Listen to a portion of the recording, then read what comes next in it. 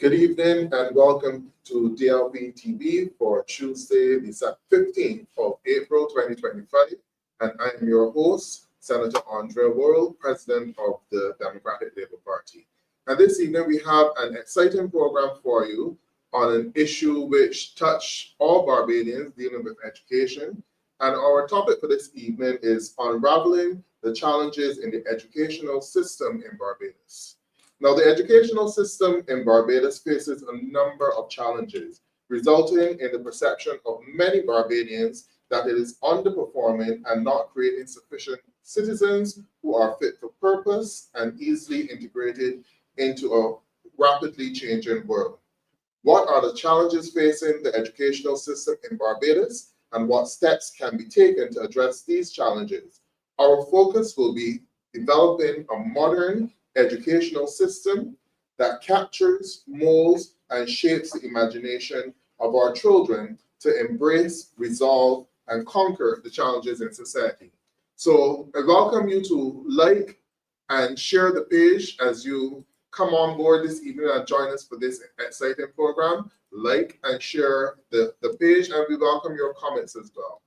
This evening, I am joined by two esteemed panelists. To my right, you have Felicia Dujon, Vice President of the party and also spokesperson on education. Also within the education sector, a lecturer at the University of the West Indies.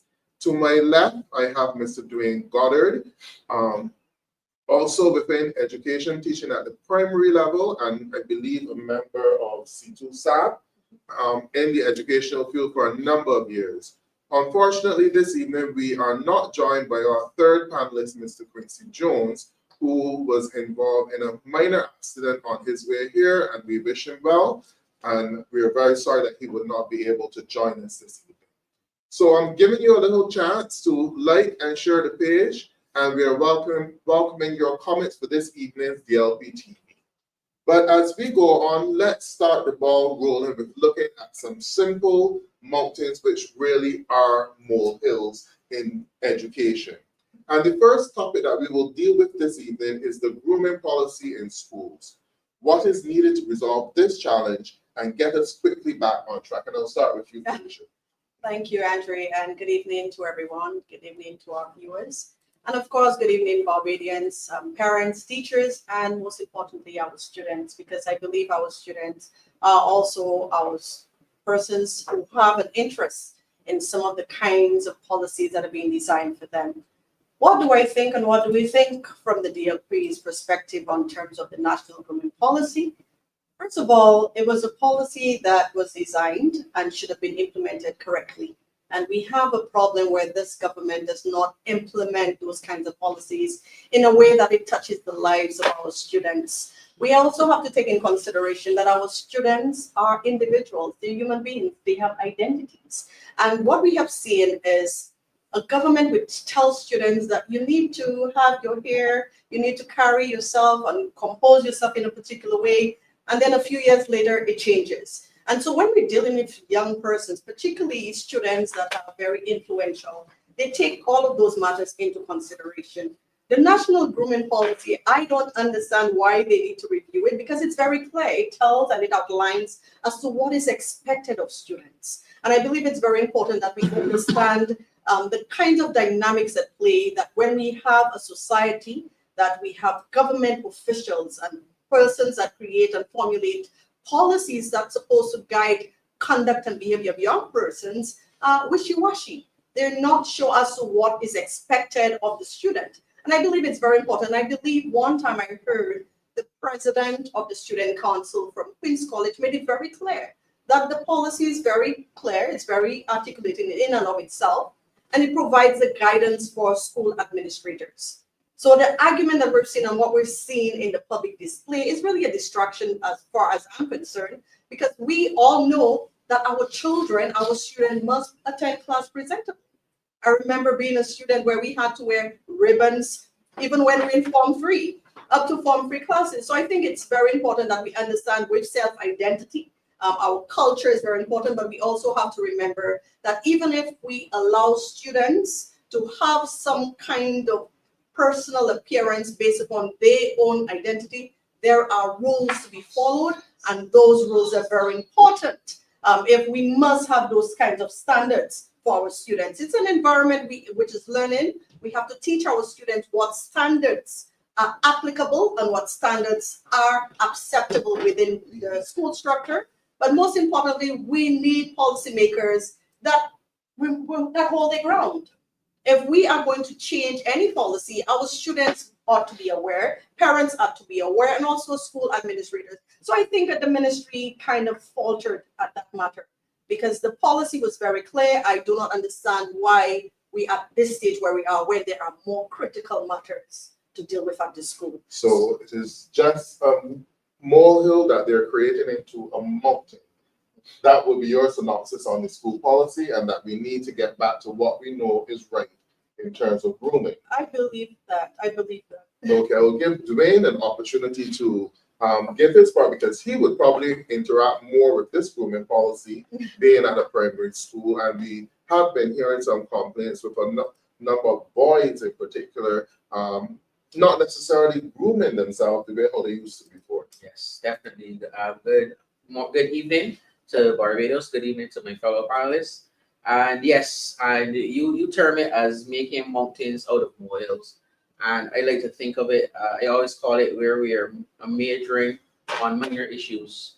Because like Felicia said, I'm concerned as to why we are giving so much discussion to this. But one of the things I've realized from the discussion, because in the last couple of days, I've seen several blogs on different social medias making a big hullabaloo about it. And I think sometimes my thing is, I believe most of these people need to spend a day or two in the classroom, because I find that a lot of things are being said out of ignorance, and ignorance in the correct context of the word of ignorance. Because I find one of the things that bothers me about the policy, again, there's nothing wrong with the policy itself, but I believe a lot has to do with implementation. And I will say here too that I firmly believe that more teeth need to be given to the principals within the individual schools, because they see it individually and different things present at different schools, so everybody would have a different experience. But for me, you said you're very right about that. Some of the issues that I've seen personally is that the boys in the primary school, I find based on how the boys react, I believe most of the times that the hairstyle choices are not theirs. Is that their parents are happy to see them, that they're able to express themselves more. And the truth is, you don't have a problem with people expressing the Afrocentric side of them. Mm-hmm. But the problem is that some people are going too far. I've seen some boys who became very distracted. Last term, I had to hold a class for the entire term. And I had some class, two boys then. And they were always concentrating on the hair. So in the middle of the class, they were distracted and not paying attention. Either patting the hair because it's too tight, or they're pulling at it. Some boys now became hairdressers where they're helping each other unpick the hair in the middle. So these things became literal distractions for the children. So that's where my concern is. Yes, the DLP policy could work, but I believe it needs more teeth to the principal and the administration at the local level. And I believe too that we need to also, parents need to start living vicariously through the children. Because they couldn't do it at school, so now all of a sudden the boys are being forced to wear hair where lots of them don't really want to. Okay, well, thank you, Dwane. So just for clarity, before the grooming policy, did you have any issues with boys being distracted, patting their hair in classes and stuff like that? Of course not. Okay. Because for the most part, before that, you would only find like people with religious backgrounds with their hair black, and in most cases they were asked to wear a tam.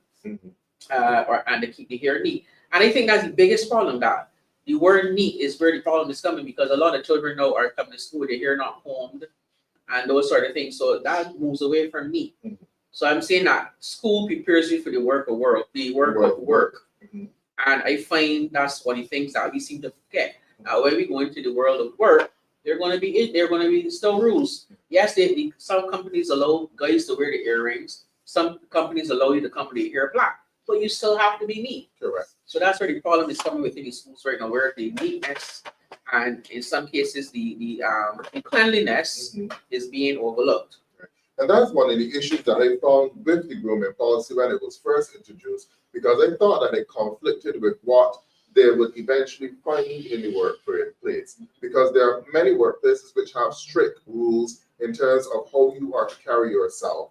And then if you have a grooming policy that allow children to come through school from 3.5 up until age 18, anywhere they like, it would be a serious culture shock when you get into the working environment and you are now expected to all of a sudden conform to these standards which guides everyone else in the working environment. And we are seeing a comment here from Trevor saying that Mr. Goddard is correct. The boys are just as caught up with their hair, just like the girls, and the parents want the children to fit in. There you have it, and we thank you so much, Trevor, and I'm hoping that all of the viewers will give their comments so that we know that you are there, because this show is not just about us. We also want to hear the views of the people, and we are glad to know that you support Dwane's comments. So we've settled that one mountain, one molehill, which really, one mountain which really is a molehill in terms of the grooming policy. Why not just go back to where we were before, the standards that were there? Yes, you would allow for the relaxed standard for persons with different religious groups, and that expression. But the most important thing, it is a grooming policy. You need to have standards, and children need to look like children, tidy and presentable. Next issue that we would like to face, another mountain which really is a molehill, the environmental challenges within schools. How can we make this menacing problem a thing of the past? Are there functioning health? First question I want to ask, which I hope the answer is yes. Are there functioning health and safety committees at all schools in Barbados? I would like to say yes, and what I tell you is that legally they should be. They should be, So, because it's all yes, part of correct. the health and safety at work. From where I sit, I think all schools should have. Including on the bottom. How active they are might then be the question. Because when you think of some of the environmental challenges which we had at some schools, recently I know that Felicia was at, which school it was, Gordon? Walters, which was rat infested. If you had a functioning environmental health and safety committee at that school, would that be something that they would pick up? I think it's also the question of how often is it being done? How often are those schools being inspected? It also, what I did find out through research, I recognize that the Ministry of Housing is also responsible for all government property. And so they too have a responsibility to ensure that our children are safe into the schools. So they must have some kind of dialogue between the Ministry of Education and the Ministry of Housing. And also the Ministry of Health, because it is a health issue if we are placing our young students in those kinds of environments. And so we want the board of management of those various schools to notify the ministry, and the ministry ought to be responsible enough to know that they need to have, regularly inspection of those schools, so that we know that our children are going places that are safe for their learning, and also that we do not place our children at risk. And it was not only that primary school, there are a number of other schools. It's just that we do not hear it in the press, because I did visit another school which was actually closed because of the same environmental issues. And I believe that it is about time. It's almost 7 years that this government has been in power and has the reins of government. And I think it's about time that we cannot be continuously speaking on those issues. We have had ministers of education in and out, and that continued kind of problem continue to exist. So I believe it's about time that they take this matter seriously, because this is our children's nation's children. And we cannot have them in those kinds of environments. And it's very frustrating for parents as well, because you can almost imagine every time that the school closes, parents have to leave their work, some students have to work online, and of course we have the challenges with online learning with many students. And so all of those matters, they do not understand that it's a time consuming. And if the children do not make the time in terms of their curriculum, it affects them. It affects them with their grades. It affects them in terms of how they socialize with their colleagues. And of course, you can almost imagine that we have the school meals program in an environment which is unhealthy. So all of those matters are very serious matters. I think that the ministry, we need to take greater look at that. But also we do understand that there is funding allocated. We know that millions of dollars is being funded under this ministry to take care of those matters for the maintenance of each school, whether it's secondary or infant or early childhood, and also they do get funded.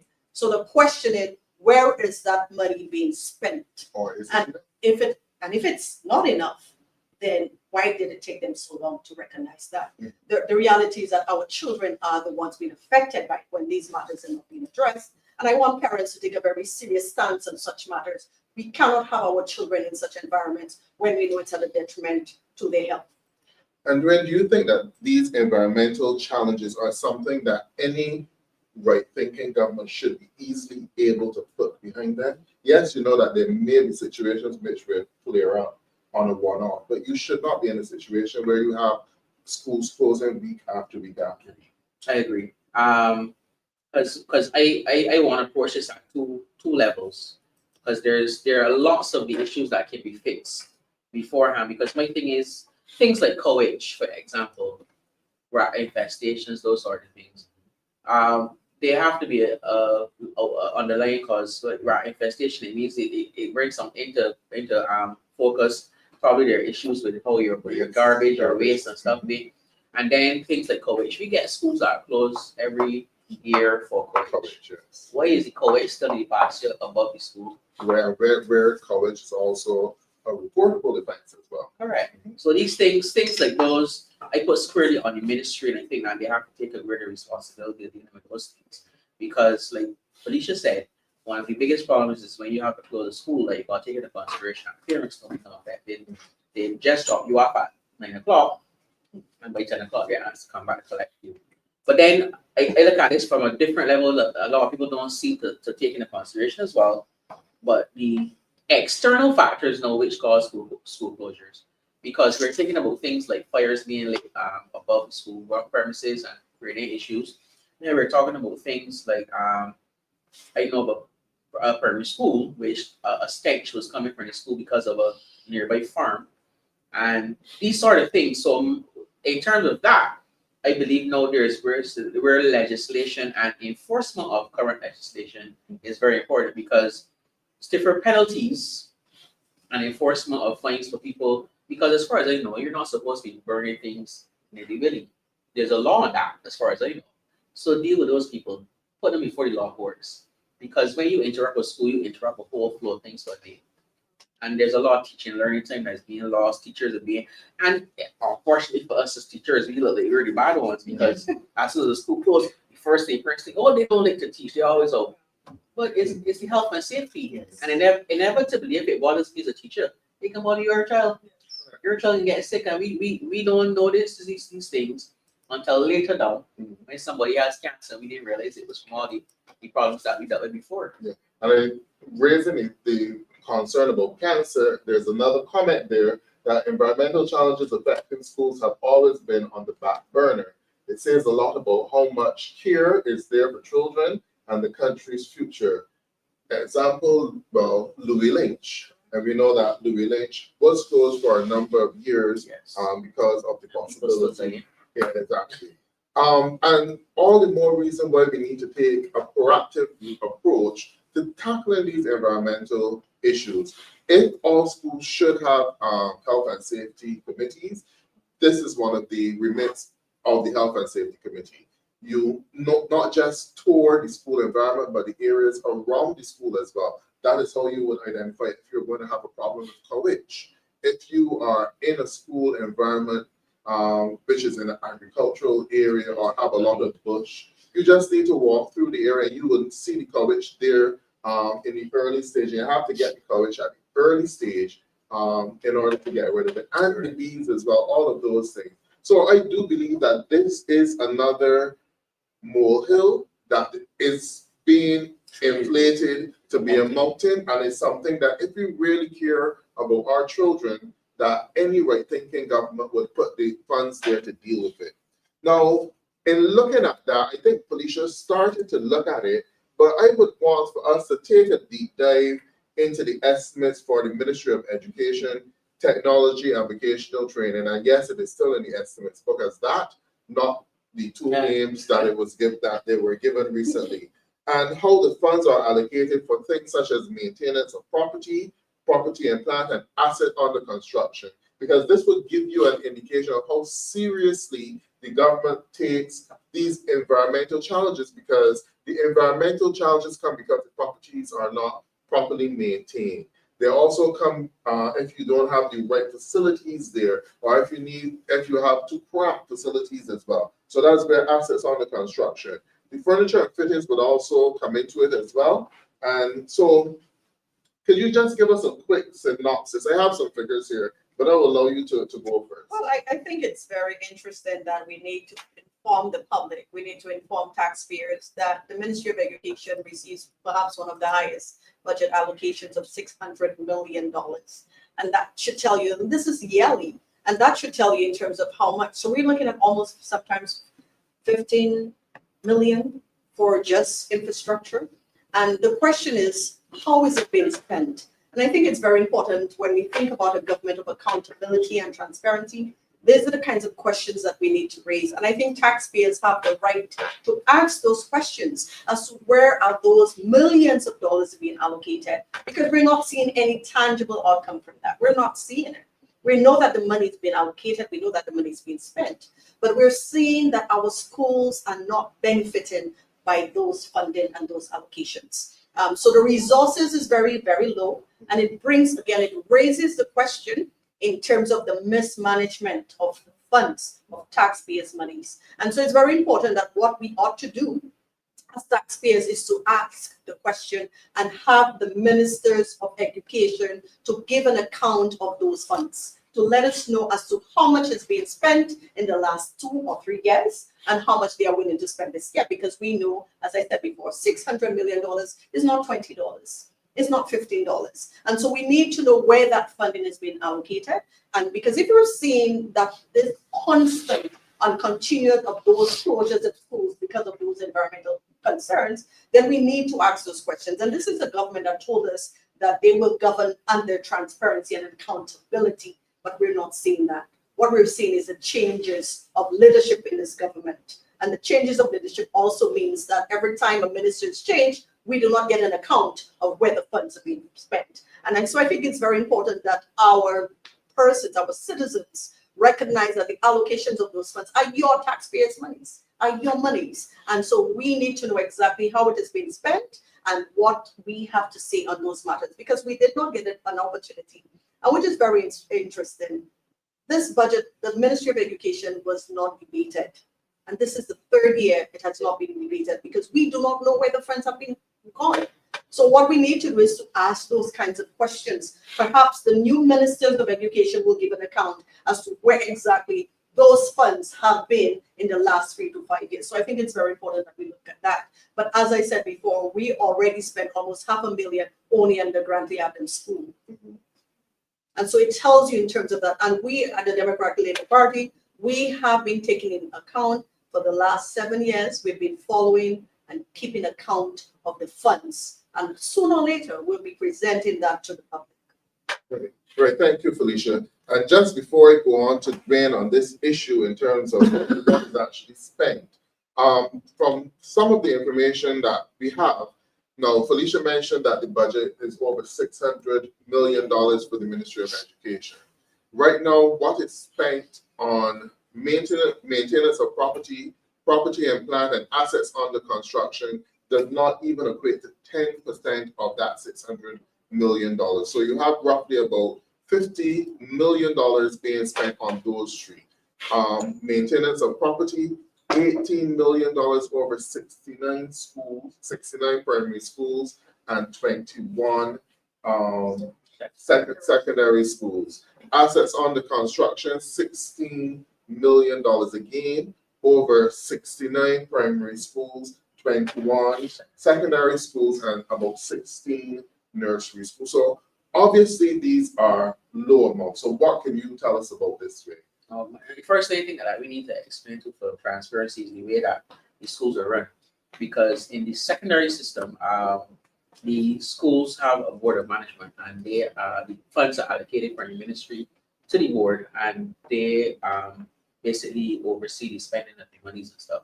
Whereas in the primary system, we are run completely by the ministry. So anything that has to be done in terms of works and stuff that's done through the ETMU. I can't remember the exact stand for, but the ETMU you meet within the Ministry of Education will deal with all of the works that have to be done within these schools. And therein actually lies a problem for me, because I find that the secondary schools have budgets, yearly budgets that could be very well in the millions of dollars. About 6 million. Correct, per school. And then the primary schools now, we all depend, all 80 or whatever of us depend on the ministry itself. And those works, as you know, some of them used to be done mainly this summer, and then we had works. I'm reliably informed that works are going on currently within the schools, the primary schools, since the new minister came on board. But I find personally that it seems to me like primary schools tend to suffer, for the lack of a better word, because of having to wait till the summer to get things done, having to wait on next year's budget to get things done. And the secondary schools have a little bit more leeway, but still, even within that system, from another state that I sit in, I can see that basically sometimes they have a better opportunity to deal with issues as they arise. So wherein they can deal with things urgently, the school principal has to write a letter and hold on and wait until somebody responds and that sort of thing. So you'll see the new minister promised there will be changes to that system. So you'll see if there is any change, because the promise is a comfort to a fool. But the allocation of monies really was always concerned to me, between two sectors, the primary and the secondary. And that was always a concern. And I think that given all of the environmental challenges that we have seen within the school system, and schools being closed you had the Grand Adams School that was closed for an entire term at one point in time, that definitely the Ministry of Education needs to take seriously the importance of maintaining the school property, and not only that, but also to get the work, any assets under construction, started early within the vacations, and not to wait until 2 weeks before the school is ready to restart to be now awarding contracts or have contractors going on to the property. But really and truly, I thank you so much for that session. You are now able to stretch your brain muscles, and you're all fully warmed up. So now we can go on to more engaging matters that really should be engaging the attention of the ministry and the people of Barbados. And to the viewers, I like your comments, and I encourage you to continue to share your comments with us and to like and share so that other persons can get on board. But now we want to fit into shape our educational system to mold and shape the imaginations of our children to embrace, resolve, and conquer the challenges in society. So we'll take a look at the Common Entrance exam, the 11+ exam. But before we do that, there's a piece of research which I would want to take a look at, which was done by Professor Emeritus Gary Hornby. It's a whole education approach to education reform in Barbados, effective provision for students with special education needs and disabilities. And from my research, I know that Professor Hornby has also been a consultant and here in Barbados as well. And when you go through his research, majority of his findings mirror what has been proposed by the government in the education reform. And this was published on the 4th of October, 2023. Now, I take away from the research some of the findings from the abstract. Mention revamping the curricula at primary and secondary schools to emphasize the development of literacy, numeracy, interpersonal and vocational skills, rather than focusing mainly on preparing students for academic examination, especially the 11+ exam. And then he also goes on to mention challenges which we in Barbados face along with Jamaica and Trinidad in our educational system. He says there are similarities between issues with the educational systems in Jamaica, Trinidad and Tobago, and Barbados. In all three countries, it appears that a high proportion of children leaving primary school at age 11 are reported to have inadequate literacy and numeracy skills to cope with secondary schooling. This I find important, and we do know that this is one of the challenges. I may divert a little bit from Professor Hornby's findings, but he says that at the same time, children in lower streams who are struggling are less likely to have their needs addressed and therefore make little progress during their primary school careers. Basically saying that the way our education system is made up, that we find that the children who are underperforming in the primary school setting are streamed into the lower classes and therefore not given the opportunity to really excel. And you have inequality, imbalance being set up, because it seems as though these children are set up to fail from very early. But what I would want us to focus on is whether or not we cannot utilize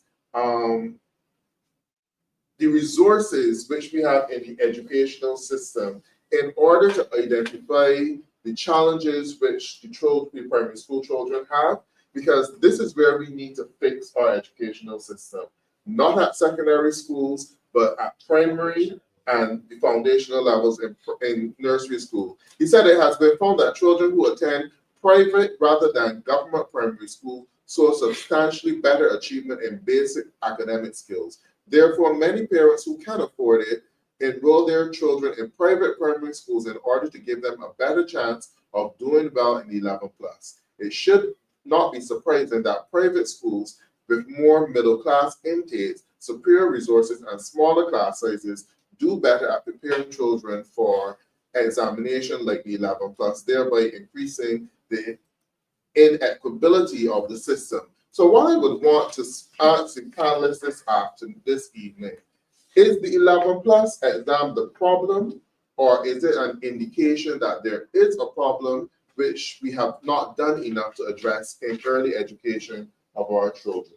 And again, I will start with you, Felicia. Yes, very controversial issue, very heated issue. As a matter of fact, it is what raises a very awareness, but also it triggers a lot of parents as well, because they have to deal with that reality. But from the Democratic Labour Party standpoint, we do not believe that the 11+ is the problem. It's really in terms of how we do the placement of our children and the support that children get within that education system. I believe our support system is lacking. We've had a number of discussions on that matter. We at the Democratic Labour Party have been working with our Education Commission, and we have recognized there are 5 pillars that we will be presenting to the public very soon on the education system, because we cannot look at education only in terms of examination, but also in terms of where do we begin and how what we would call educational justice. Now, educational justice is a term that is used that every person, every child, every student should have equal access and equal opportunity. The comparison with private school is a legitimate comparison. Why? Because we're seeing how do we compare what students do and how they accumulate certain grades and allocations for schools. But at the same time, we must recognize that in the public school system, there is a number of concerns that our society has to deal with. We are dealing with overcrowded classrooms. We are dealing with teachers that are not given the support by the ministry. We are seeing that teachers, sometimes the teachers need the kind of support from the ministry. And what we're seeing is that that support is not there. And from a Democratic Labour standpoint, we are there to support our teachers, not only in terms of as a profession, but to see them as individuals. And I think because I'm a teacher as well, I understand what it is to, in a classroom setting, in a learning setting is very important. So the 11+ is not primarily because assessment will always be there. It's how do we provide the support for students. So you have a child in a class that may not understand a particular lesson or whether it's in math, English, composition, whatever that it is. But when the child is completed with the day's session or the day's lesson, does that child receive any kind of support within the education system? We may give the child assignment, but when the child gets home, is there any support at home? So there's a number of facets that are happening that we as a society have to recognize. So I believe that though the offer is correct on some matters, I think there's a multifaceted aspects that we have to take in consideration. There are more concerns that we need to take into consideration. We have to take in terms of the parents, we have to take in terms of the environment. If you have children with rodents in schools, I am trying to figure out how will that be possible when the rodents are running all over the classroom and children have to learn, or which, or classes are closing, or classes have to be resumed online. So all of those factors we need to take into consideration. So for us, I believe that when we look at it in terms of early childhood, I think it's very important. I did hear that the new minister spoke about the Montessori approach, but also Montessori approaches is really for a particular age group. So there are different approaches in terms of teaching and learning approaches. And I think it's best so that to see what works within our context, what works within the various age groups is very important as well, because every individual learns differently and we have to understand that. Some persons are more visual, some persons are more practical. And so we have, I would say, some philosophers that teach in terms of education, the philosophy of education, that teaches that some persons are very experimental. So you have children that will learn by visual, some will be in terms of the motor skills. So all of those factors are very important. But I believe when it comes to assessment is where we have the concerns. So for us, from the Democratic Labour Party perspective, we will not be dismantling the 11 plus. What we will be doing is to provide the support that is needed so we can identify when a child has a problem from day one.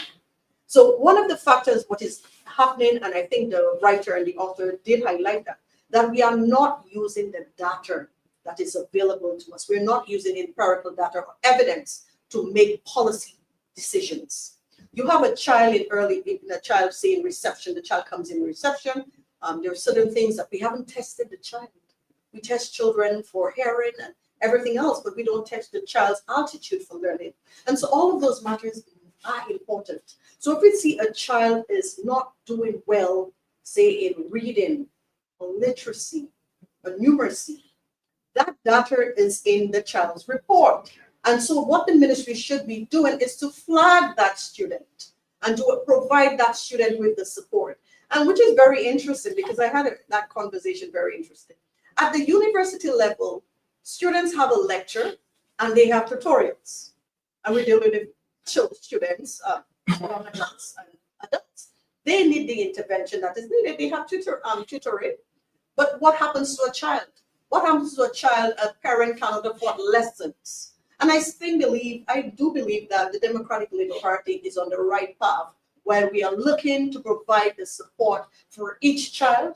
And we are saying that every child has the capability to learn.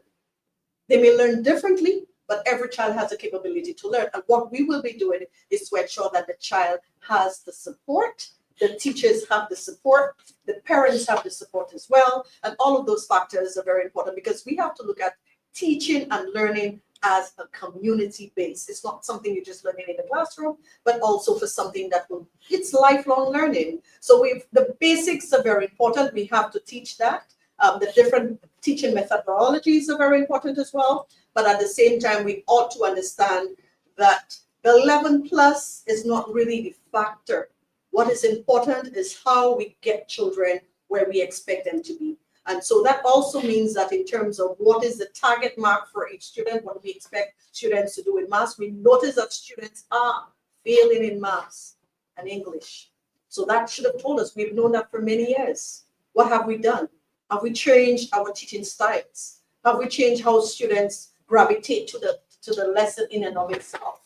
Because some students may love maths and English. This is what we do at university level. Some students are very good at physics and chemistry, while others are good at writing and pause. So all of those factors are very important, and we have to identify that very early so that we'll be able to provide the child with the guidance so that at the end, we do not place all students that fail in maths and English in a particular classroom and not provide them with the intervention that is needed. Okay, thank you, Felicia. I see that we are getting some support. I saw a comment that said the 11 plus is not the problem. There are about 2 comments that said that. And then there was one in terms of raising issues like the size of the classroom. So that's why we'll come to Dwane now because he deals with this on a daily basis. So we are really now pointing the finger at you, Mr. Teacher in the primary school setting. So tell me, Do you agree with the points highlighted? Is 11 plus a problem, or is it an indication that there's a problem from before, which we need to address? And how do we identify those problems?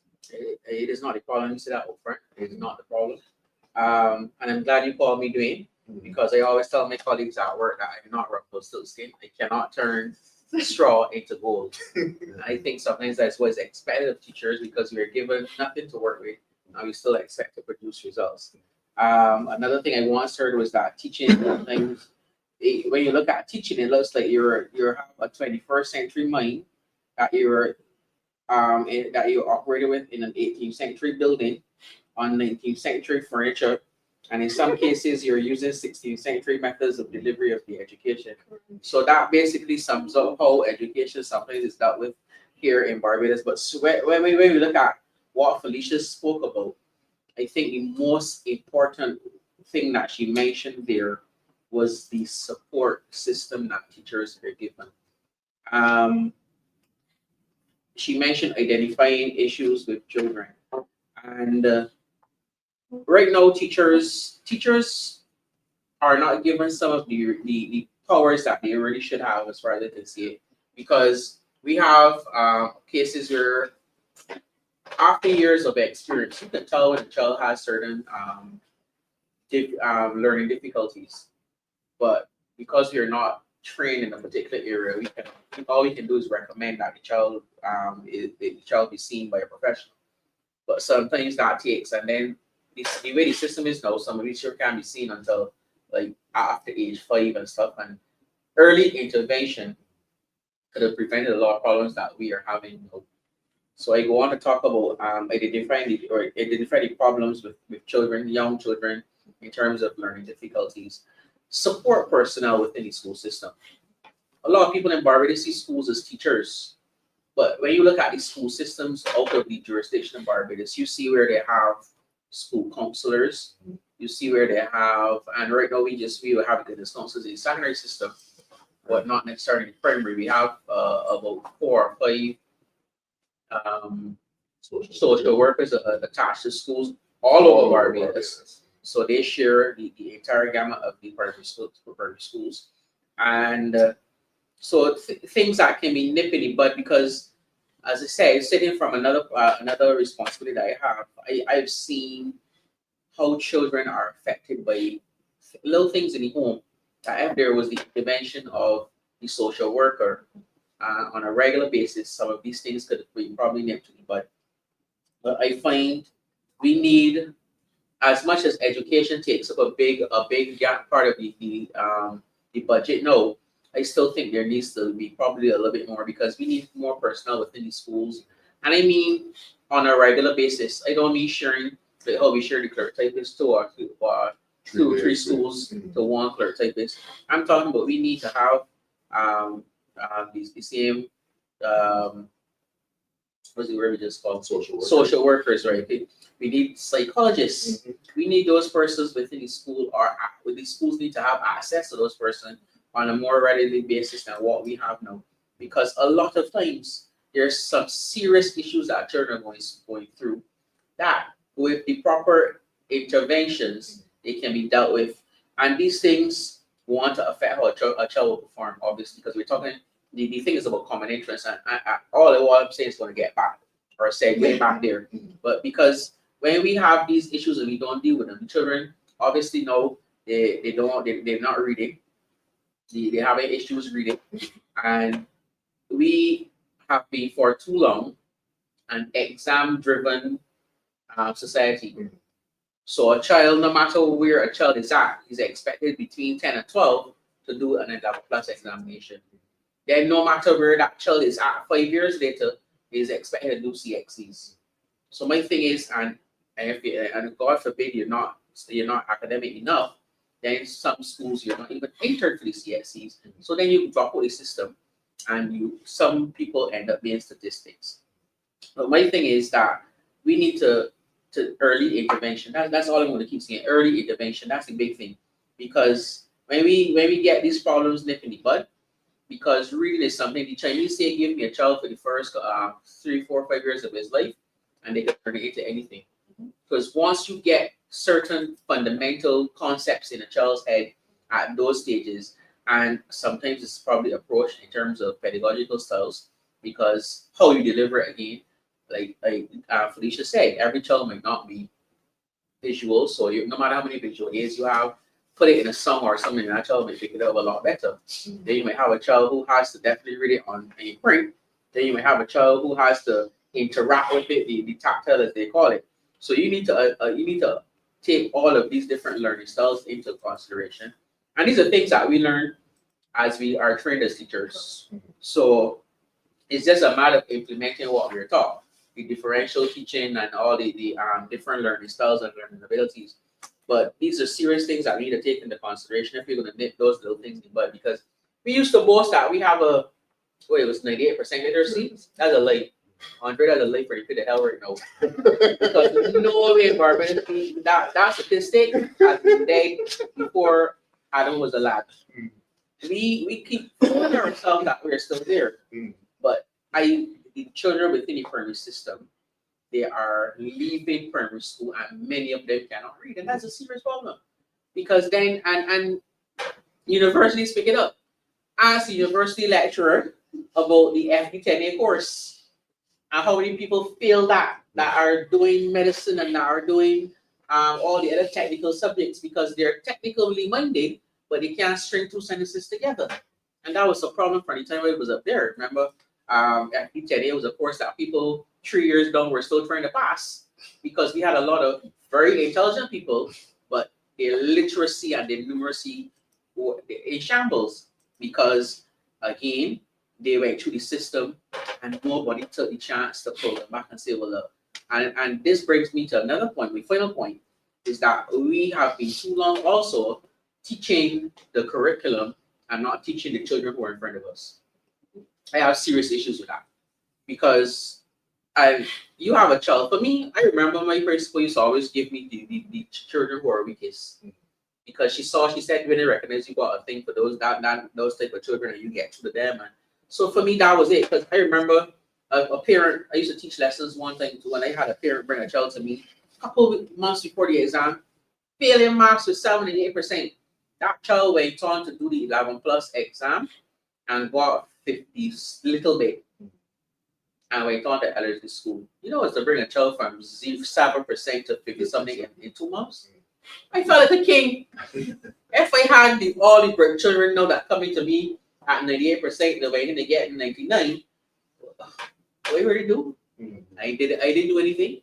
I just waste my time. I waste the parents' money. But that's what we have in Barbados now. As far as I remember, one time I heard there were some people who, when they're having lessons, they used to actually give a test before they take you. And if you don't get a certain mark, they hustle you off and tell you to go somewhere else. Because they only want to break children. But me, I feel comfortable knowing that I've moved you from point A to point B. And I find that we're too busy teaching curriculum. And a caveat for all those people out there who keep saying push everything. Because a lot of people keep saying additive curriculum. What are they going to put it? Everything is additive. Teach it in the schools. Teach it. You want to do this? Teach it in the schools. But teach it in the schools. But where are we going to put it? The curriculum already overloaded people. So when we get to teach the maths and English that they always crying about. But reading is life. If you can't read, you can't conduct business. You can't, and people are gonna take advantage of you. That's the thing I'm always telling my students. Like when it comes to tables, I tell them tables can follow you all your life. Learn them. Don't waste the time. You got to know them, or people gonna rob you. You go in a shop and you get by your own change, you can go smiling like a fool. So I'm always do the right thing. So nip these problems in the bud and deal with the issues, the fundamental issues. Teach what the child that's in front of you. So if you come to me and you can't read and they go back to the word books in class 3, do it. But then, if we were all doing it, I shouldn't have to do that at class 3 because that would be done with that nursery.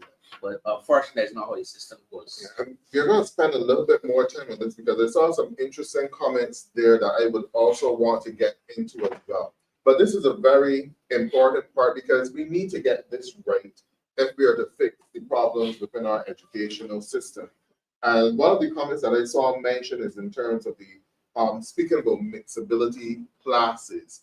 And I want to hear the views from both of you which is the view that you really cannot have mixability classes if you have such large classrooms and the teachers don't have enough time to get around to explain things at persons at different levels. Felicia, you want me going first, right? No. All right, just one more before we to add on to that. Why are you pushing a person to do an exam that you know that they're not ready for? Because and then I answer those two, but then I want to go back to nursery. But answer those two first. All right, repeat the first one again, because The mixability classes. right, mixability, that's the thing, by the way. So mixability. Again, it goes back to resources, Andre, and I find that's where we're lacking in most times, because they're not wrong with mixability classrooms, you know. There's nothing absolutely wrong with the concept. But you got to provide me with the personnel, the teaching assistants, all these things that we do. Because if those persons are absent from the process, it defeats the process. So don't put. I had a whole 2 classes recently because of people out for different reasons. It was sports term, so people were at the stadium, people were up, and I had a whole 2 very small classes. But when these children came together, I felt like I had the whole school in front of me. And then on top of it, within these classes, there were at least 2 autistic children. And these children, they're fairly intelligent in their own rights, huh? And that's when I actually told the principal. I said, because one day I had this child and I was going through some nursery rhymes and stuff. This child sat down next to me. He doesn't keep quiet. I pulled him next to me, he sat down, he stood up next to me, and you heard the child singing all his from memory. I was like, this boy really intelligent. So we sometimes, that's just a side, but we sometimes label children so wrongfully but he was there doing the things and he was singing the songs and everything. I'm like, yeah, we sometimes really label people wrongfully. But the resources, I can't keep him next to me and still be with the children up there that need the attention. So when you talk about one-on-one and having this interaction with children, that works when I can have an assistant who I'm going to leave somebody with and go to another group and sit down with them and deal with them, and so it all boils down to the resources, and if we don't have them, it's a waste of time. But as I said, nothing wrong with the concept. I like it. We got a lot of students out there with exceptionalities, as is the new terminology, and at both levels, because I find that one of the levels that we forget, which came up at the conference for the BUT today, is that we always forget that there's another extreme exceptionalities, that the ones who are very gifted. We always look at the lower end, but we sometimes neglect the children who are sitting bored in the classroom because they are way past the others, and we're neglecting them as well. So we need to look at both. But how do we cater them? Yes, you can cater our lessons, because again, we are taught to do that in our Erdiston, where we can have different, but then when they have my groups, and they have an autistic child running from the classroom, and they have to go behind him and come back with him. Well, we need the assistance. It cannot happen with just a teacher in the classroom. And like I said, the personnel would have to be there for those concepts to work. Felicia, your any thoughts on this? I would agree to some extent, because what you tend to find, we do need the resources in the classrooms, and at the same time, you do not want to be prejudiced to any child.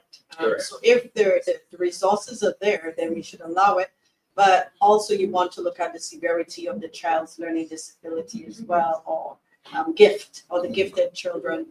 So you'd want to take that into consideration. But I may want to add that with a government that has not taken those matters seriously, they have not taken such concerns about the holistic child, who the student is, and how we can take the student where that student needs to get.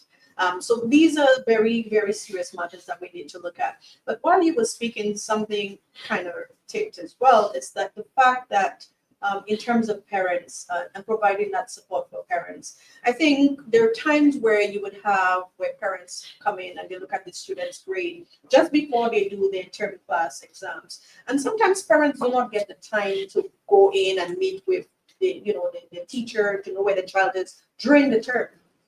So I believe that, and I think we will have the discussion, the use of technology, the use of data, where a teacher may have the opportunity to insert that kind of information to see where my child is going, not just at the end of the term, but during the term, what is my child doing in terms of math, English? And I know it may be, and that's where the assistance for the teachers comes in, so that a parent does not wait till the term and which is a conversation we'll have later on, because some parents still have not received the grades for their students as yet for this term, for last term. And so that is a concern. But I think they should have that continuous assessment so that you know how your child is doing. You can have the conversation and dialogue. And also we need a system in place that the teacher, if the parent cannot go to the school, the parent can, send the teacher a gentle message. How is my child doing? Why the grades are going low during the term? So all of those factors are very important. And so I believe the most important aspect, and which we have already looked at from the Democratic Labour Party, is to provide that kind of support. And we're not just saying it because we want talk words and we just want our buzzwords, more or less, because that's what we're seeing right now. We're just hearing a lot of buzz all over the place, but we're not seeing real changes are happening within the education system. And so the Democratic Labour Party, as I said before, we will be sharing the 5 pillars which will deal with our students and various other areas which we'll bring to the public. So we have been working, we have been taking notes of what is happening, the concerns of parents. And most importantly, we must remember that our students are our clients.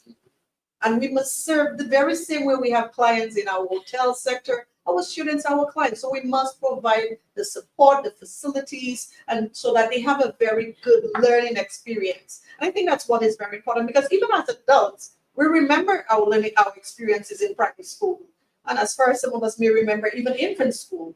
And so it's very important that those experiences shape who you become as an individual, shape who you become as an adult. And so I believe it's very important to look at the holistic person and to ensure that we apply whatever types of technologies, whatever kind of data analysis, what kind of evidence-based interventions, because I think that's what is needed, more intervention within the school system.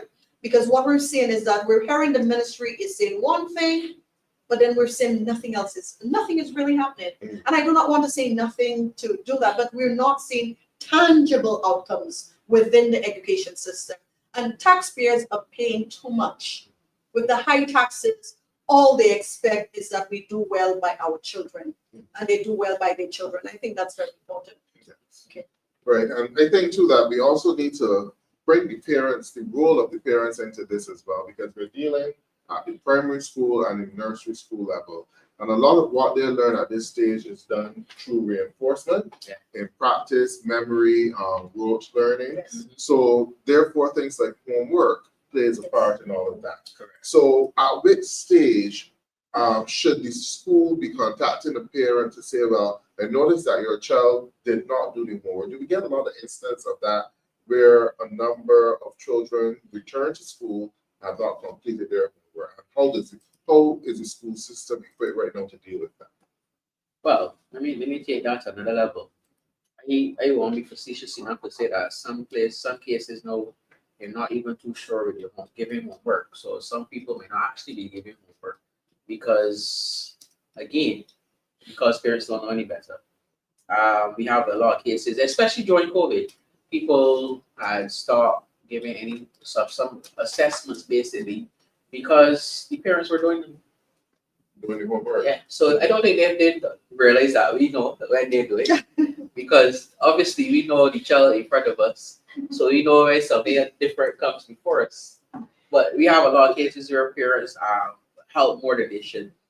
Parents mean well. I'm not even blaming them for this, because parents mean well and they want their children to do well. But sometimes you need to sit at the side and guide rather than just take the homework and do it. Because we had a lot of cases that where people would just do the homework so the child learns on it. And when you come back the next day, you're correcting it. You can tell again.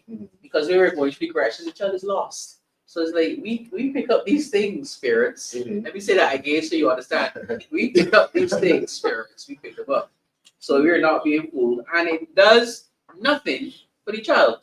Because the child comes in feeling smart, you get 100 out of 100, but then when the exam comes, the child still fails, and then the parent wondered, why did my child fail? But look at the book with all the takes.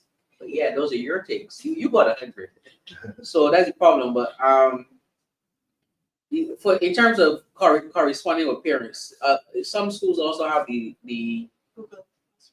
not the classroom, but in terms of parental involvement, they have the Meetings, that's the word I'm looking for, the parent meetings, your level meetings in secondary school. Primary schools have them as well. But then the problem is that we preach to the same choir.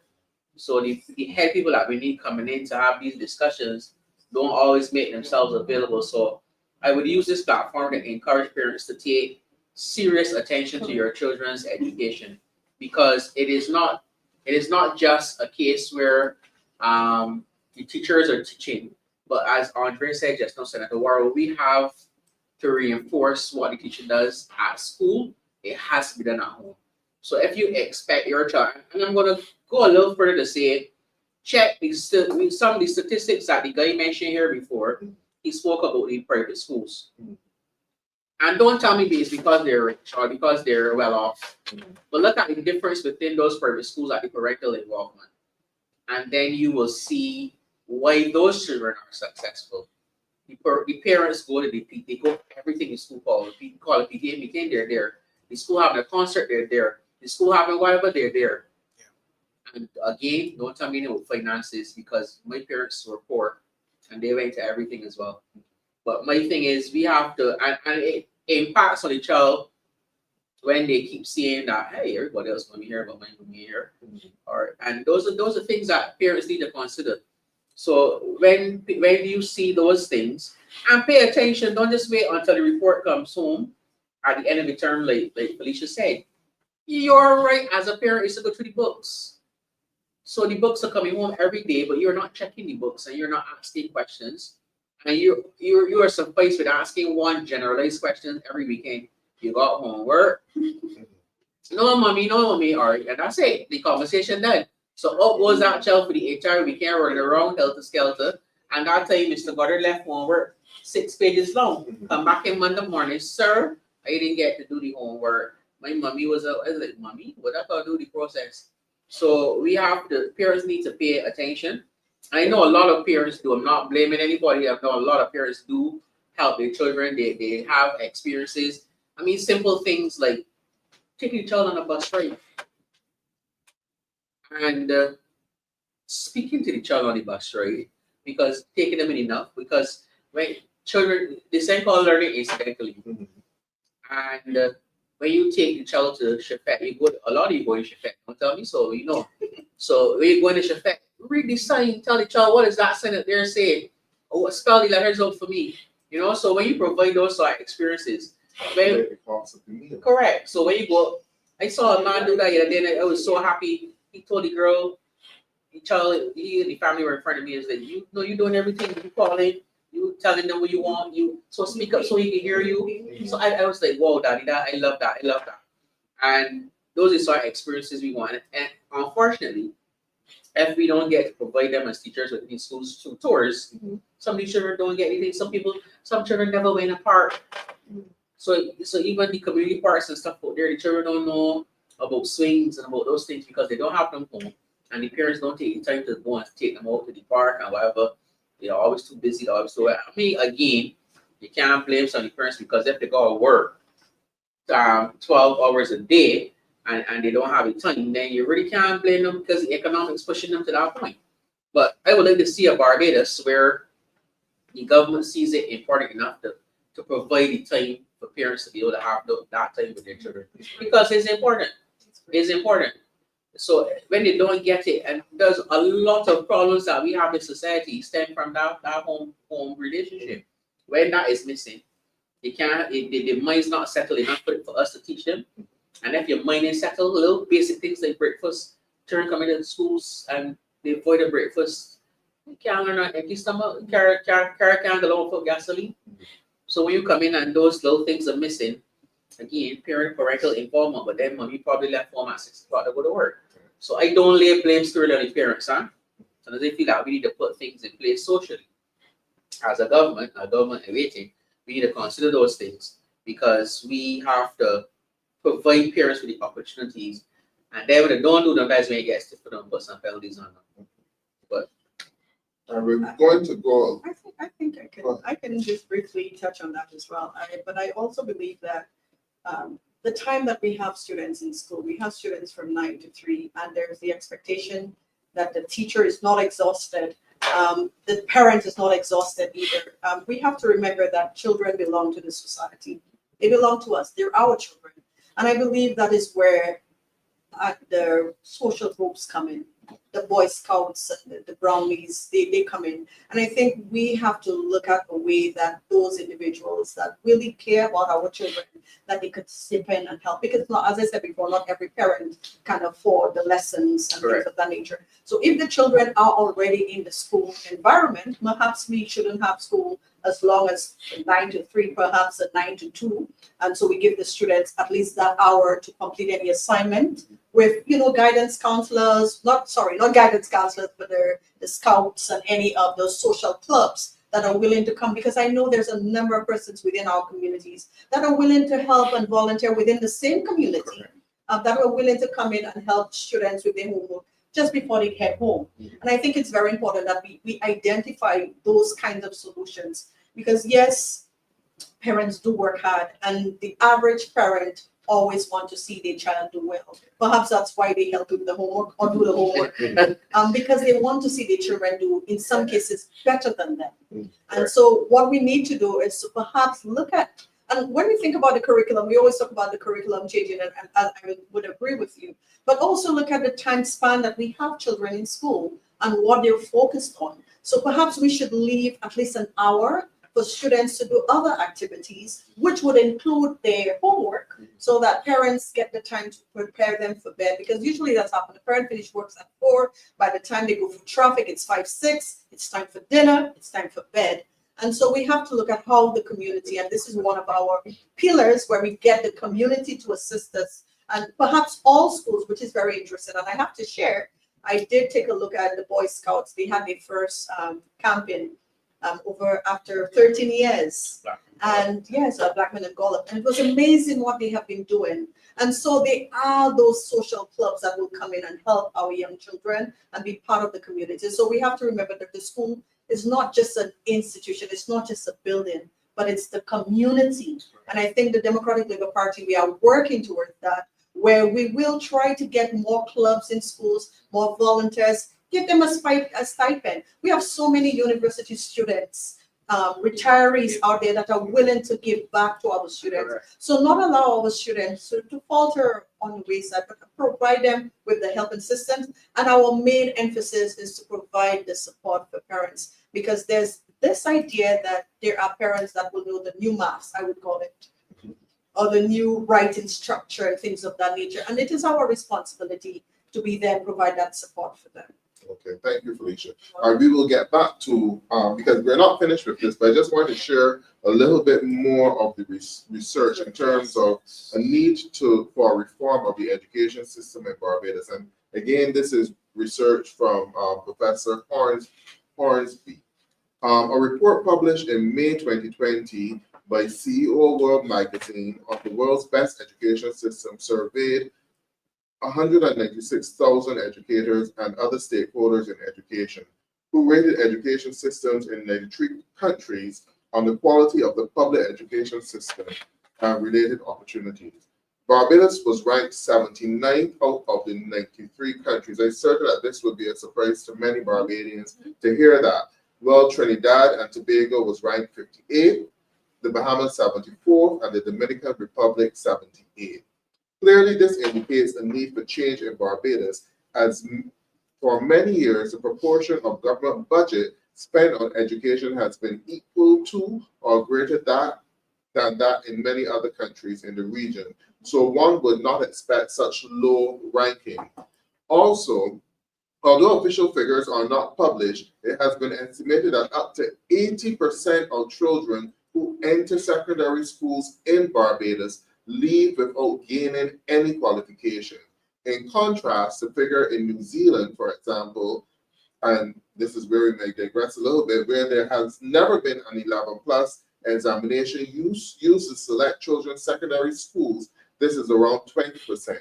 That is around 80% of New Zealand children at the age of 16 achieve passes at the national level. Now, we may digress, but the figures are not what we would expect, that 80% of our children enter secondary schools without the appropriate certification in terms of literacy and numeracy. So we dealt a lot with that. So I want to go on a bit in terms of looking at some of the recommendations for reform, which was suggested by Professor Hornsby.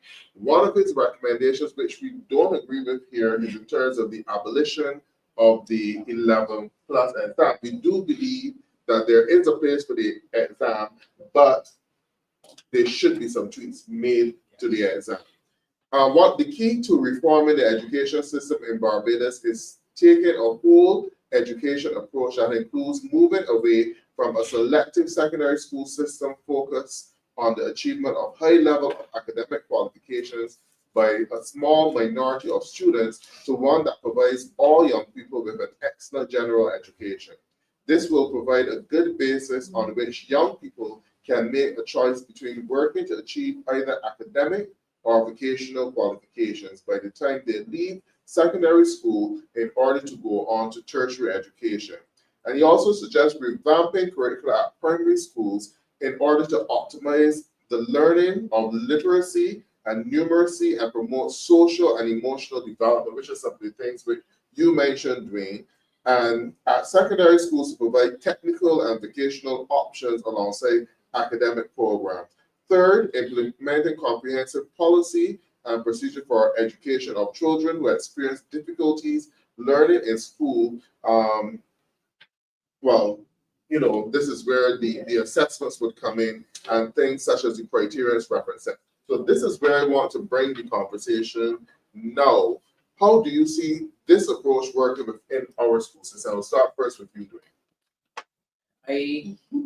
This is in terms of primary setting, not just focusing on math and English, numeracy and literacy, but also looking at expanding the curriculum where children learn interpersonal relationships. You use the circle learning as well. You deal with emotional intelligence, all of those things to create more well-rounded students. Yeah, I fully support. I find we've kind of started on that. I think through the system right now, we've kind of started on that approach in terms of the primary school, in nursery that you just mentioned, the whole circle time concept and that sort of thing, and that's something that has been pushed at the early childhood level in Barbados for a while. So conversations and stuff, you realize that at that young age, which is something that affects people, when I see people in the nursery school printing so many worksheets, I think that's something that we need to get away from, because we gotta recognize that at that stage, the child is more into play-based learning, and that's where you are able to teach those same things you mentioned, the social emotional things, the social graces, those sort of things. Because interestingly enough, that was the discussion at our staff meeting on the last day of school. Some of those basic graces that we learned as children at that stage are going now, because we're not probably taking the time as educators to really do how we were taught in terms of by rote and that sort of thing, and the repetitive songs. I remember in my first couple of years of teaching as an early childhood educator, we had a song for everything. So you got to pick up garbage, there's bits of paper lying on the floor. You got to go to the bathroom, it's bathroom time, it's bathroom time. You say to go home, you're singing, you're ready to go. So every single activity within the school, there was a song, and the children learn these things through the music. So there's, and like I said, I use the term, there's no incidental learning. So all of these things, and again, because it was also literature, because you're dealing with the actual poems and songs or whatever, there's still the literacy coming in as well. So again, that talks about integration of the curriculum. So there are lots of things that we need to teach that we don't necessarily to make time to teach, because it's already happening. We just have to integrate it. But sometimes we see it, as you said, yes, now the mountain and molehill concept. Sometimes we see it as a mountain, it's just a molehill that we can step over easily, because these things are already being practiced. I think they need to put into operation a little bit more and focus on those things, because in the primary system, like you said, the numeracy and literacy are important, but those social things are also paramount if we want to produce well-rounded citizens in Barbados as well. The secondary one was what again? You mentioned the secondary. Well, introducing vocational training. Yes. alongside So right. So academics. again, that's it has been started as well. CVQs, NVQs, and you find a lot of schools now, even with outside of those two, they got a lot of schools that are introducing the barbering and the cosmetology and those sort of things because yes, we recognize that all children will not be academic, but everybody got a skill. Everybody has a skill. And all we need to do is to hone in on those skills and show the young people how we can make money of this skill. Because we want you to be well-rounded citizens, we want you to be producing students, citizens of Barbados. So we don't want you to be out there and having to depend on people. We want you to be able to depend on yourself. So in every case, we show you how you can use your skill to do something with it. So like I said, they're I call them, I should probably say what they are. National vocational qualifications and the competency, right? So we have to, and they're recognized in the Caribbean. So it's something that you can go out and work with. Unfortunately, a discussion came up in some group recently. Can't remember where it was, but the conversation came up about if they should, or was it on? I think it was on youth thing. Yes. About if you should be able to use those same CVQs to go on to do further study, but. Which I say which can be done because you can have a CVQ up to a professional designation. Correct. Because left to it by itself, I would have. But then that's a point. I didn't think about what you just said.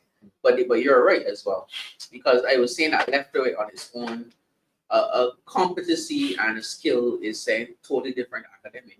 So even though some people might go on after the learning the CVQs and stuff, and they might at some point in time come to the point where they won't want to do a master's or something, you couldn't really equate the two.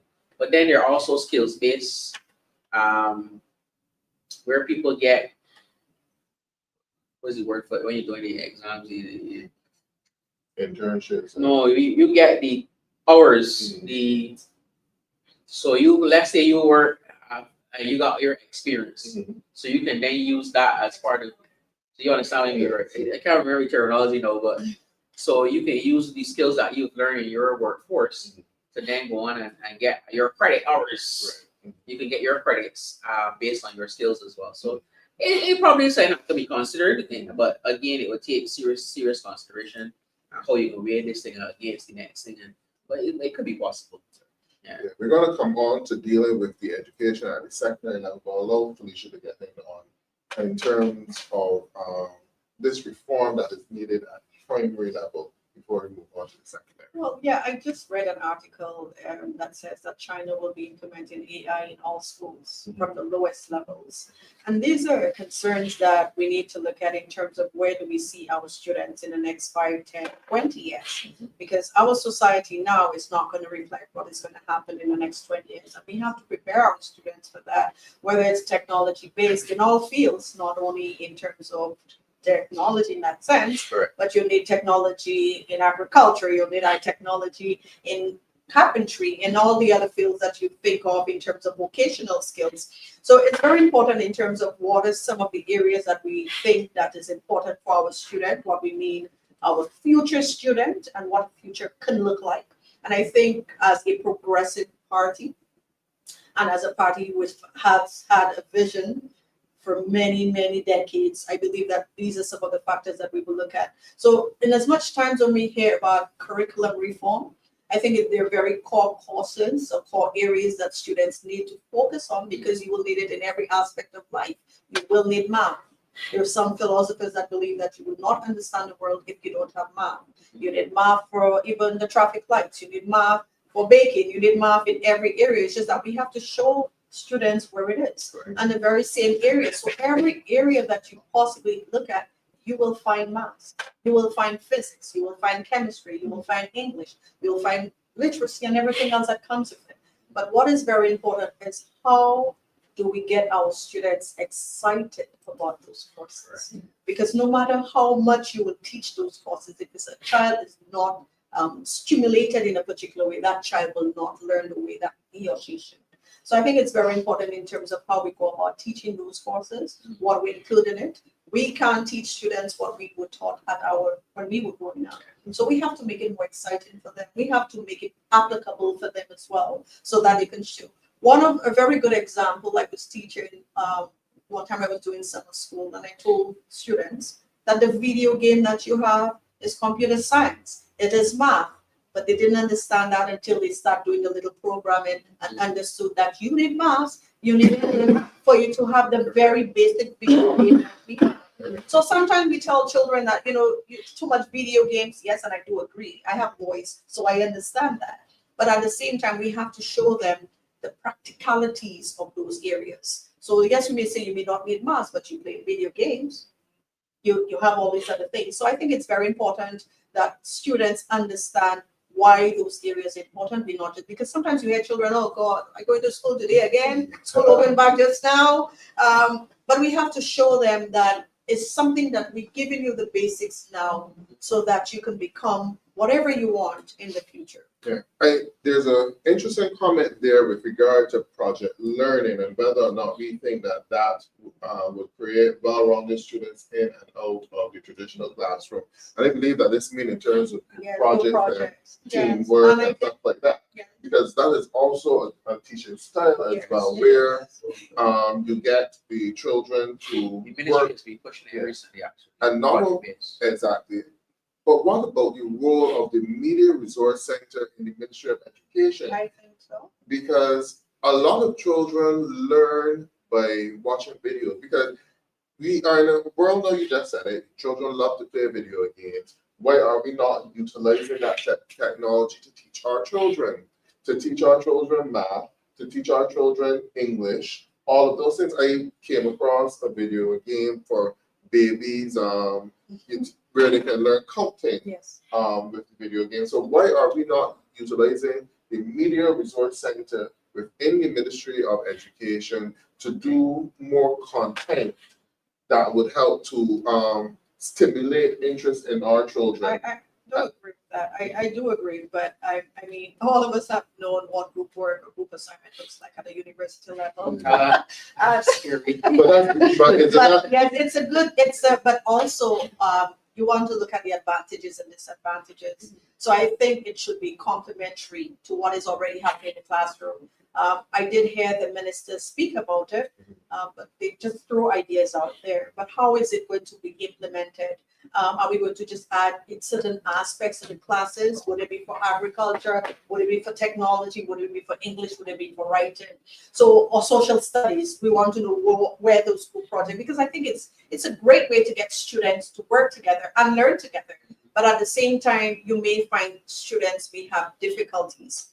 As a lecturer, I see that in group assignments. Because someone may not be they're not strong. accustomed to it from early. Right. But if you are talking about getting children doing projects from nursery, and it doesn't have to be an SPA that they have to do, but just a playful project that they can work on with, they still learn something. Yes, it's a great idea. But again, it's the implementation and what is the objective of it. We're not saying that it can't work, but how do you plan to implement it and what is the outcome? Because this is what we see happen. I hope I'm not going off track. What we've seen in this ministry and what we've observed is that when it comes to project management, something starts and then it does not end. The deliverables are never met. And sometimes it goes haywire. It's almost like starting a house. You have the blueprint, you start your foundation, and you leave it. So I think it's some of the things that we can look at.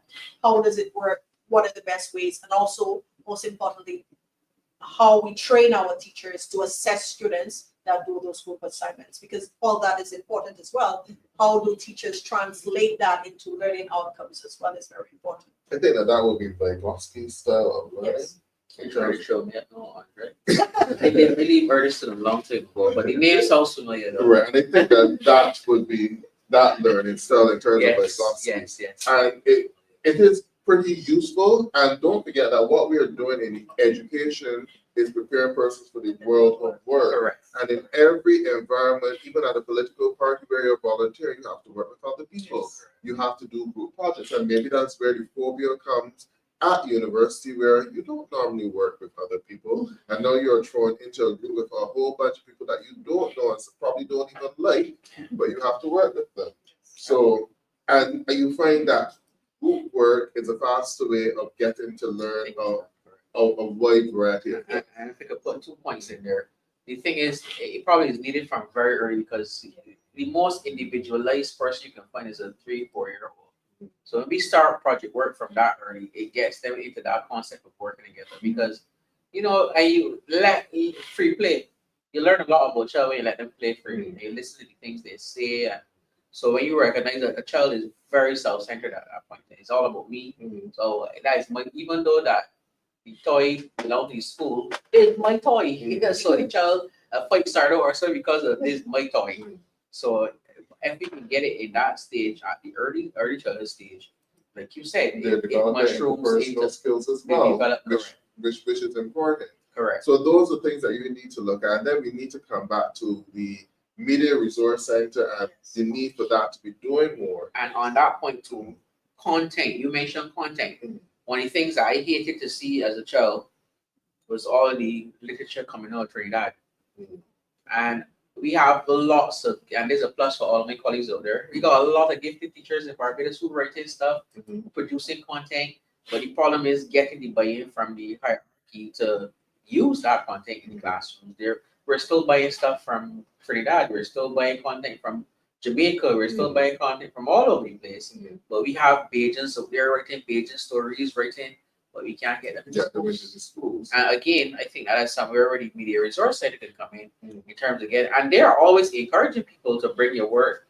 Let's help you get it published, whatever. But I guess some teachers have been bitten, so they're scared to get these things. Yes, because a child would read a story that they more likely can relate to, especially for boys. And that's where AI comes in again too, because up to last term, at the end of last term, I had first during the last week of school, and I wanted a lesson, an ethics lesson for PERS, so a story.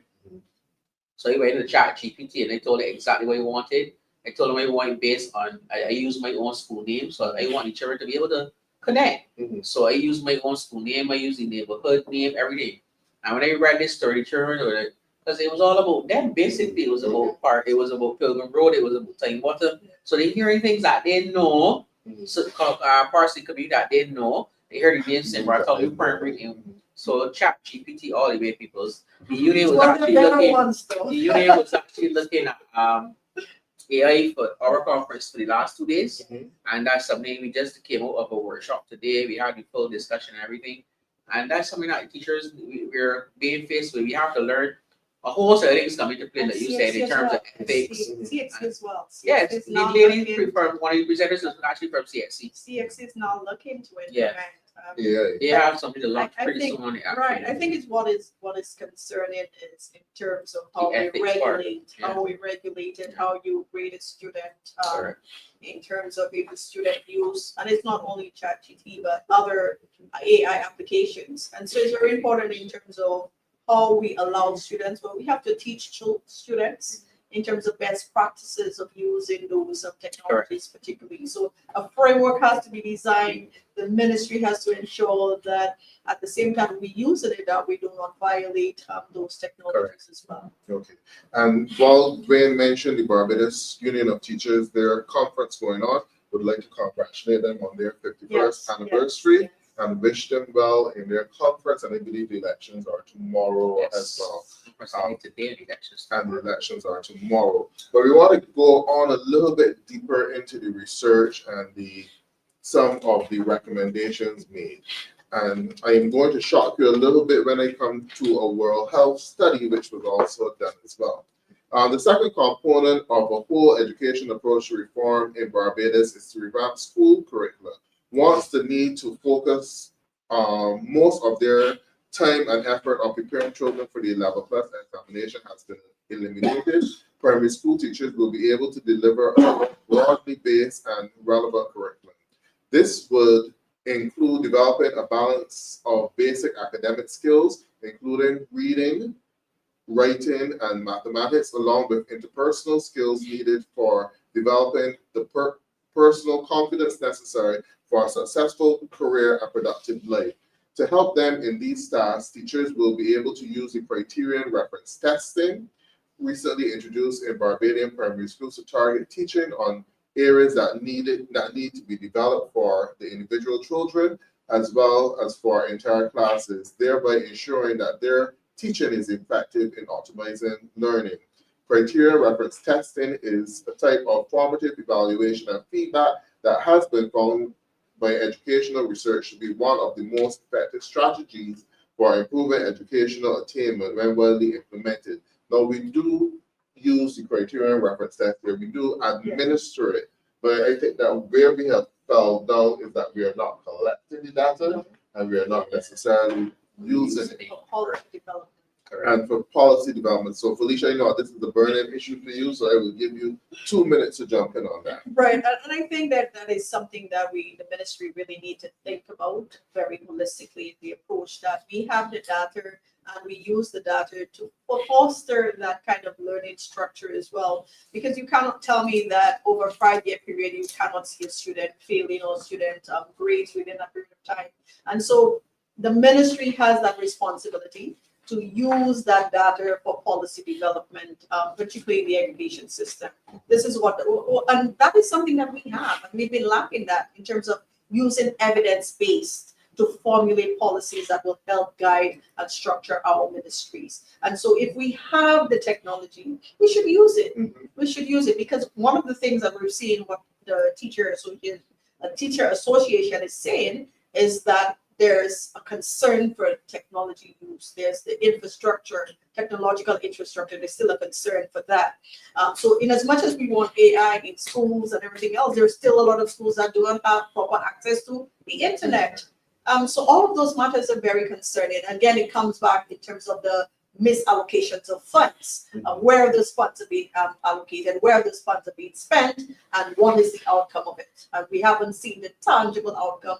So imagine spending millions of dollars, and those money and that funding has been wasted because they have to come back and say, well, we can't do this and it's not working out. Let's try something else. So I think it's very important that the ministry start taking those matters very seriously, because of the kinds of research that is showing us that we are lagging behind because we are not using evidence-based policies to guide our decision making. And when I believe that you would also say that the criterion reference test can help to identify some of those early development challenges that children may find. Yes, but evidence used and in the correct way. Well, Because I find, again, data, I think that was one of the head reasons for the whole concept being rolled out. And I find that the data is not always forthcoming in the way it should. And then I find sometimes we tend to see this again. Again, I mentioned earlier that we turn ourselves into a test-driven society. So there are lots of teachers out there who in the past have been teaching towards a criterion test, which again, you mentioned it in the definition the guy gave is formative and it's not summative. Because a lot of people treat it like it's the end all and be all, like it's they're trying to get 100%, but they don't realize that this is supposed to be a developmental test. This is supposed to be a test to give data. This is basically what it's for. It's not for to get a top student. It's not to get a child with 100%, because we want to know where the child's difficulties are, where the concepts are being lapsed, so that those can be addressed. Because it can also reflect on the quality of teaching as well. Correct. So again, I think that we need to let the information trickle down, and it's not just a criterion, because I think that in education, what could make a big difference is if in secondary school they used to be saying called promotion meetings. I don't know if it still happens, but Yes, that was a long time. And I find that we need to adopt that process in the primary system. But it would take the ministry spending some time to give schools, the teachers, enough time to do it, which might mean taking home a chair, but they also which would probably on the happening. But discussion needs to happen when a child is being promoted, because I want to pick up the child next year, and you have to go over the list, what we call a promotion list, that has the child's name, the child's grade, and not just the grade for every subject, but the grade. It only has in some cases it has the average grade and the position that the child came in class. I don't tell me what each child has so many friends. So each child got 45, but each child might have got 100 already and then failed 2 classes miserably because either she wasn't good at it, or they missed the exam or whatever, or he was sick or whatever, it came in to the exam sick and did it. But so we it doesn't tell me anything about the child that's coming in. Then when the child comes in for the first day of school, some teachers would give a little test to find out where each child is at. But I think that a conversation could alleviate all of that. Where the child's teacher, unless it's the same person, because sometimes you move up with the class for one reason or another. But that person who is handing over the children, that is perfect word there. So you have handing over ceremonies. You hand them over to the new teacher with a little sit-down discussion and explain this about this child, and this child can do well, but this child needs those little things. It will require time, but those little things can make a huge difference, because like with the criteria, if that the information reaches the people that's supposed to get in a timely manner, I believe a lot of those little problems that we have, because it's interesting that it does show up a lot of the areas of weakness. The criterion test, the way it's set up, you can see where the child, because the things are grouped according to subject area concept, so you can see where the child fell down in a particular concept within the topic, and you can address them. But you only address them when you get the information. Yes. Right, and I guess that we need to ask the question, why is that data not being provided and how best it can be utilized? Because it's not just a metric for the children, but it's also a metric for the teachers as well. And especially when you have a situation where our children are not necessarily doing well in math. You have the pass rate in math at 35%. So that means that a lot of the concepts being taught in math are not being picked up by the children. So how can you improve on that? And one of the things that I would like to say to with this situation in math in particular is high time that we have specialist math teachers in the primary school setting, and not just because you are the 4th form teacher, class 4 teacher, expect that you can teach math and that you can teach English. Because one of the things I don't know if people realize is that as teachers, we're human too, so we can pass on our weaknesses. And so there's some teachers that come into the system because the basic requirements are, you got 5 CSCs and it must include maths and English. But then you got people that come in with maths and English, but maths and English at grade 1. The lowest grade that allows you to get into a job, right. A pass. So when you come in with a 45% in or a 50% in English or 50% in maths, it means that you're passing not only 50% knowledge, because you only get a 50%. So when you go before a child now, you have this deficiency, you're passing on that deficiency. So that I always say in the secondary school, but mind you, I know for instance, like at my school, my former school, I'm not there anymore. They had tried that once. They were specializing. We're primary school teachers, they were allowed to teach you. But then the problem was behavior, because you know when you specialize in those, the onus is on the children to get the teacher, and not the teacher get the children to get primary. So we had cases where sometimes there was a lot of cases of disruption behavior-wise by the children. But I find it is a pet peeve of mine. I think that specialization to a certain point, because you can't do it for every subject, and it can work in that you might have a specialist in maths and English, and you just swap classes so that you can have at least the core subjects. You should have specialists in those areas, and the other subjects, everybody can teach those. But you cannot have like me. I can't teach in art. I all I can do is bring things with the color, because I don't know nothing about art. I cannot even. I tell people in life, all I can draw is a conclusion. I cannot draw. My aunt, I think I picked it up from my aunt. My aunt told me she get in trouble at secondary school because she can draw a stick, man. So you see, my family, we are very deficient in art. But mind you, I have an artistic eye, but I can't draw to save my life. I can't tell you anything. I can probably tell you about mixing colors and that sort of thing, but when it comes to that, I'd be worst person. So I got to call on resource persons. If I was a class teacher, I could not do it myself. So I got to call on resource persons to do that. So I don't fool myself. I know where my weaknesses are. So when you put me before children to teach maths, and there's some teachers out there in the primary system who have to teach maths, but hated it at school. So you passing on that bias though? Correct. So these are things that we really need to address. Now we're coming down to the last 20 minutes or so of the show, and I want to invite the listeners to like, comment, and share, and keep us involved. We just have one more page to do of this research, then we go on to some other issues or problems plaguing the school system. Now, we already discussed it, but the main point in this research is to expose the students to ways in which they will focus on developing soft skills, including teamwork, communication, time management, conflict resolution, problem-solving skills that employers consider essential for being successful at work. Because at the end of the day, the education system is really preparing students for the world of work. Also, teachers will be able to use strategies such as circle time, personal development, and peer support programs to create positive learning environments that prevent disruptive and violent behavior, reduce bullying to a minimum. So all of these are challenges which we are facing now. So yes, if we can expand our primary educational system to where when the children leave the primary school, you know that they grasp the literacy and the numeracy skills, but they also have these interpersonal skills as well, these life skills that will help them in the world of work. But so we need to get there. We really need to ask the question.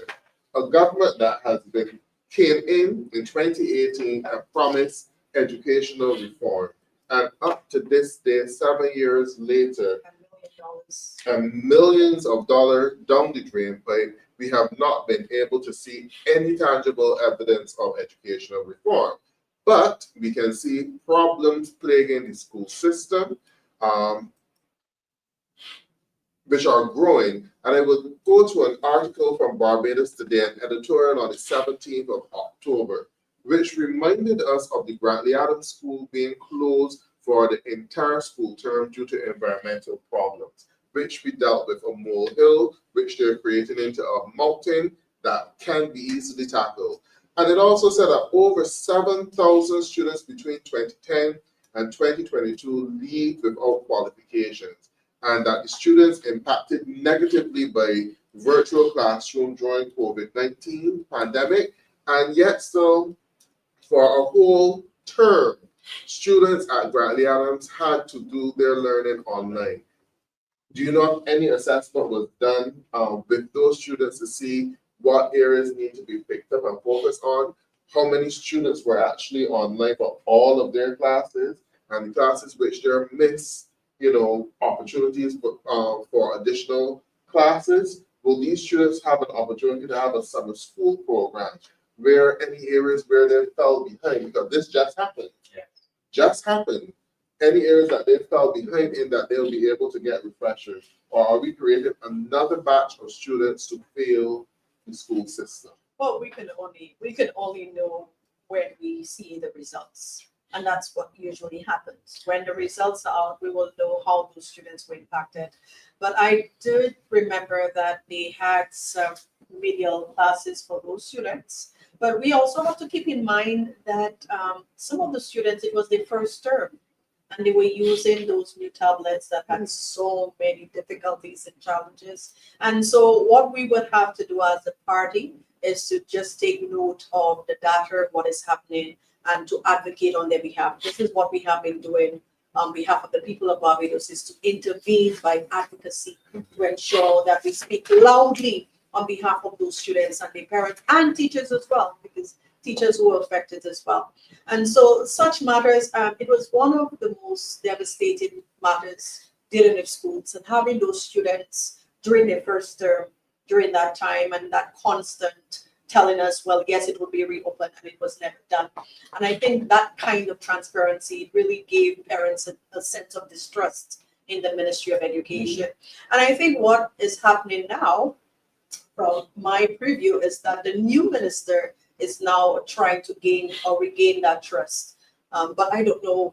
I do not know. I really do not know, because they're seeing the same problems emerging. And all we're getting again is just the buzzwords, and someone is saying this and someone saying that. But I believe it is time that the people of Barbados recognize that it is their taxpayers and our children are failing, because the persons that are responsible for them cannot do what is required of them So it's very important that we understand that factor, that those persons are charged with a responsibility, whether it is 3 or 4 new ministers, that it is their job. We understand that those ministers have been there for only a month, but the expectation is that we have to treat our clients, which is our students, teachers, and all the teaching staff, with the kind of integrity. Anybody who comes to work, they don't tell you, well, I've only been there for a month or 2.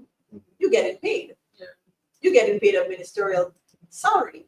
And so the expectation is that we do the job that is required.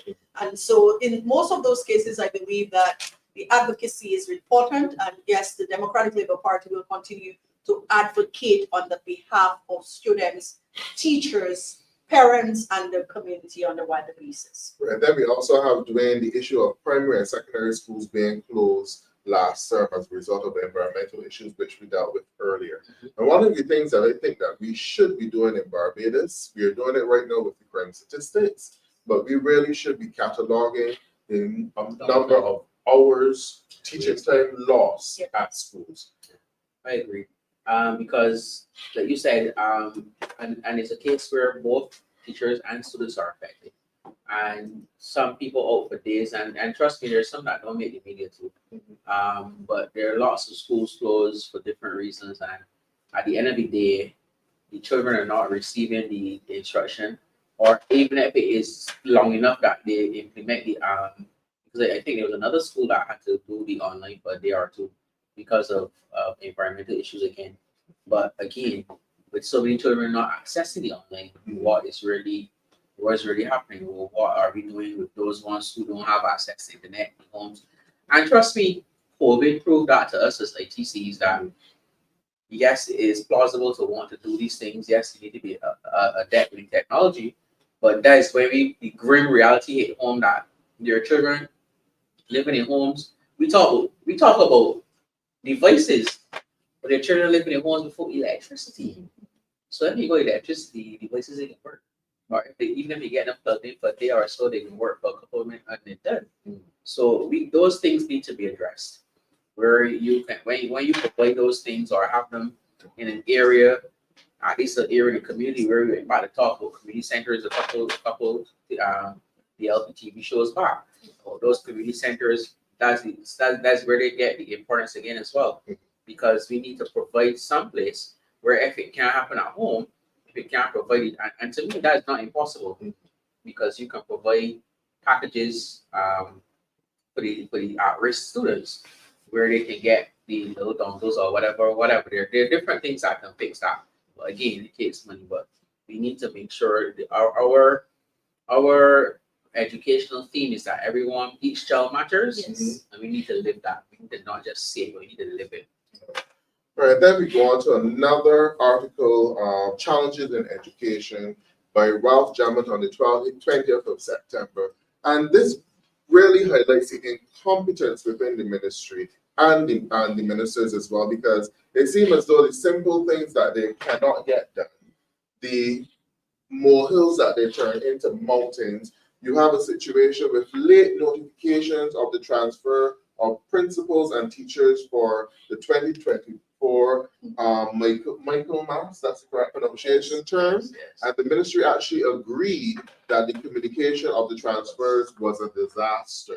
All of these are things that the education system have had to face because of the incompetence of the ministers at the time and the way how they manage the simple things that would ordinarily be done, because it's nothing new in terms of transferring teachers, but there's a process. As well. Correct. And the mere factor that they do not understand the effects that it has within the school system.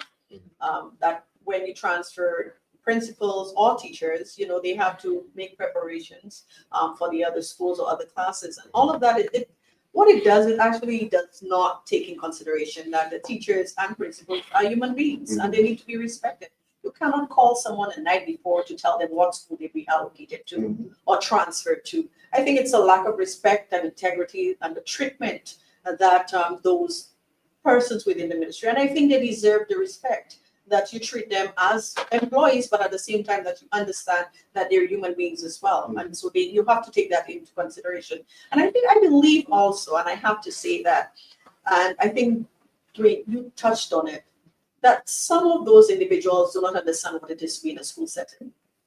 Perhaps the ministers of education, they've never been teachers before, so they do not understand what it takes to do your school planning, your curriculum for your classes, and ensure that you have a work plan and everything else. And then to transfer someone the night before, it speaks quite frankly in terms of what. And we also have to look at that. We do have a teaching commission now. So what is the teaching commission have saying on that? We have one on paper. So all of those matters, I think it's very important that even the teaching commission has to intervene on such matters and advocate, because it's their responsibility as well, that they should be advocating and championing on the rights of teachers, principals, so that they get the kind of service that is needed for them. They do need it. I'm glad that you mentioned the service committee. Teacher That service was one of the commission. recommendations also made by Mr. John. Oh my goodness, because we are treated as civil servants when it best suits the person who is speaking, whoever it may be. Because teachers categorically cannot be considered the average civil servant, because when you start looking at things like education, because a lot of people like to look at that first. So, oh, let's get too much vacation. Vacation that is very much needed though.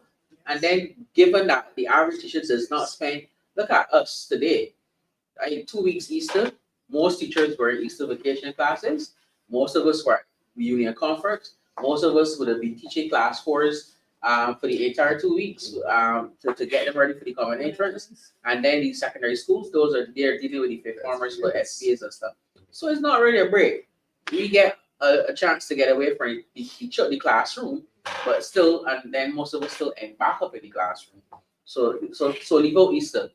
Christmas, yeah, you have Christmas and you have the summer vacation, where again teachers spend their time buying the stuff to take back to school, because the schooling are resources that we need. So we gotta buy out of our pockets. But I find that I don't know.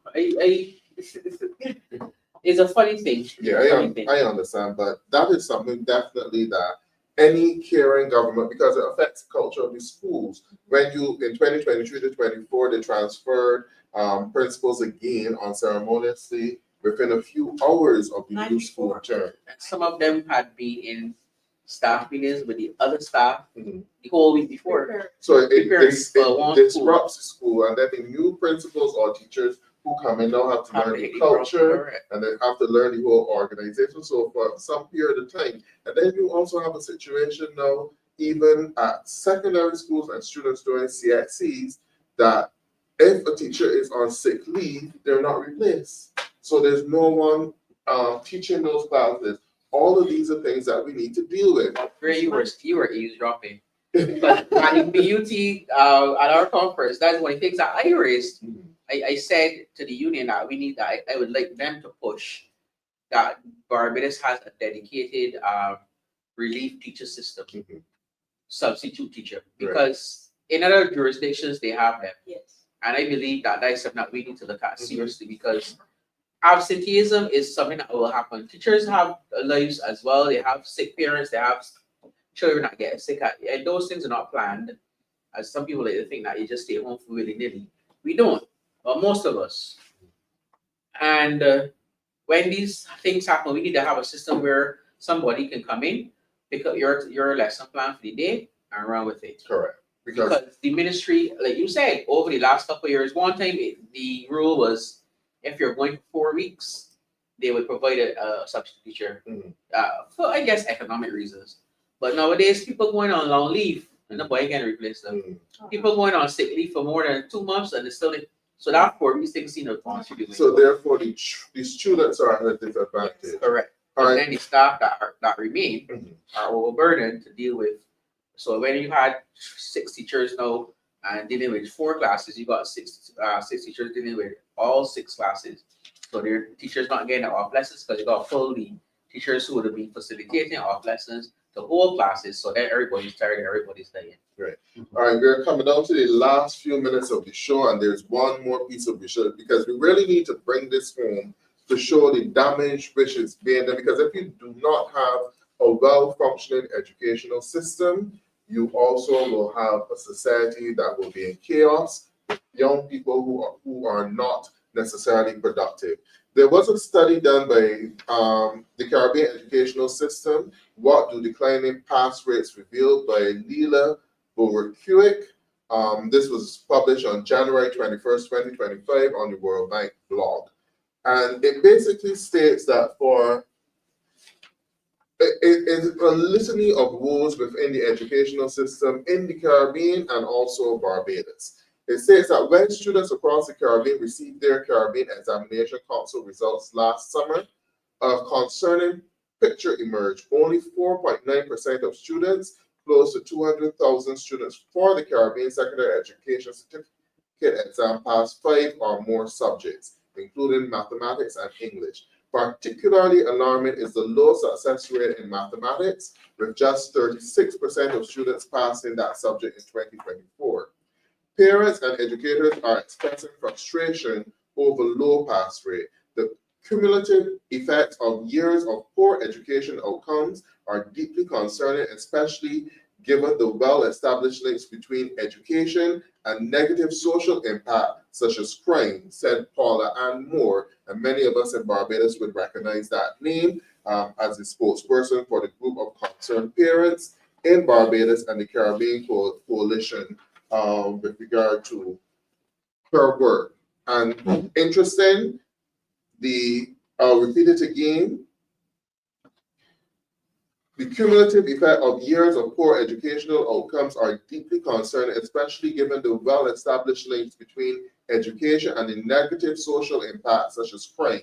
And we know that we are currently going through a crime wave in Barbados. So what are the implications of this crisis as are far-reaching? Without strong foundation in basic skills, students are unable to acquire higher order competencies required for more complex critical thinking, problem solving, and creativity, skills that are essential in today's knowledge-based economy. And our focus is preparing our students to be well prepared for the modern day world.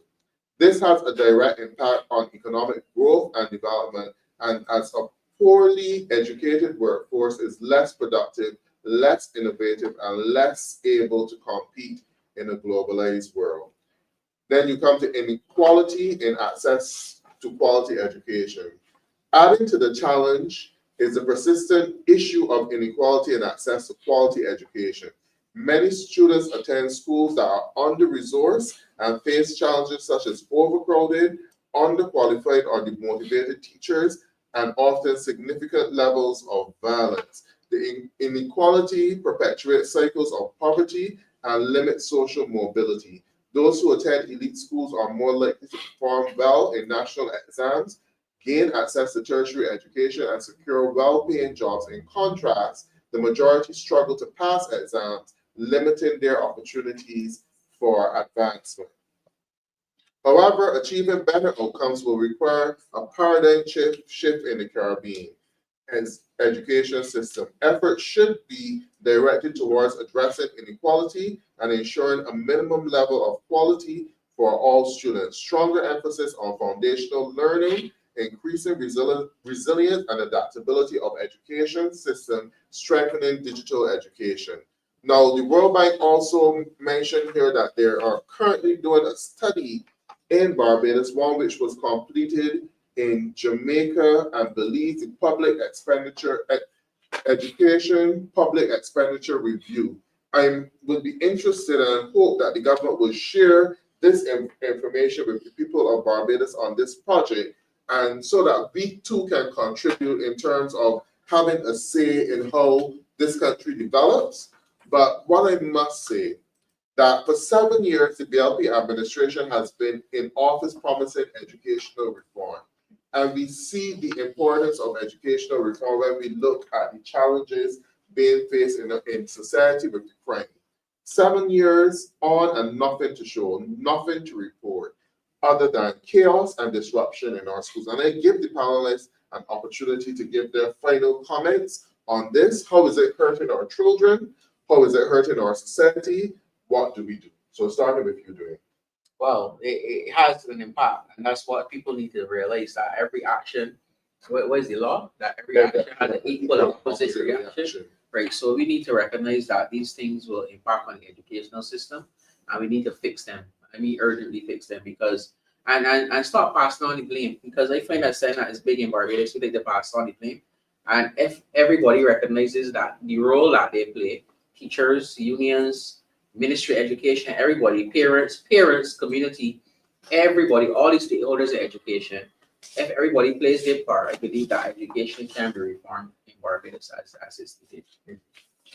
And Felicia? Yes, of course. And I believe that as the Democratic Labour Party, we've always believed in educational justice, where every student, from no matter what part of the society you're from, whatever location that you're from, whether it's from the rural areas or the city, that there's a sense of equity in resources allocations, and that every child has the opportunity, not just in theory, but in practice. And this is the stand that we've always held from the Democratic Labour Party. We have been a party that value education. We provided free access to every student, not only in terms of education, but in terms of our schools meals, in terms of transportation, and in terms of every facet of education. And the Democratic Labour Party will continue to do what is best and to advocate on the rights of students to have quality education in Barbados. And we guarantee and we work very hard to ensure that this mandate of equitable education in Barbados is continued under the Democratic Labour Party. All right, well, thank you to our panelists. And I must say that education reform is way too important to the society for it just to be a buzzword and a talking shop, because after 7 years of talk about education reform, we cannot see any tangible results of educational reform. So what the Democratic Labour Party is basically saying to the government, if you don't know what to do, pass on the baton. We are able to deal with it. We have the ideas, but it's far too critical for it to be left there and for our children to suffer. 7 years talk on education reform, but yet still the educational system is plagued with problems. I want to thank you for joining us tonight for DLP TV and our topic tonight in terms of education. But before we go, we have a few ads to share with you in terms of what's coming up with the Democratic Labour Party, and I will put them in order in terms of the most recent.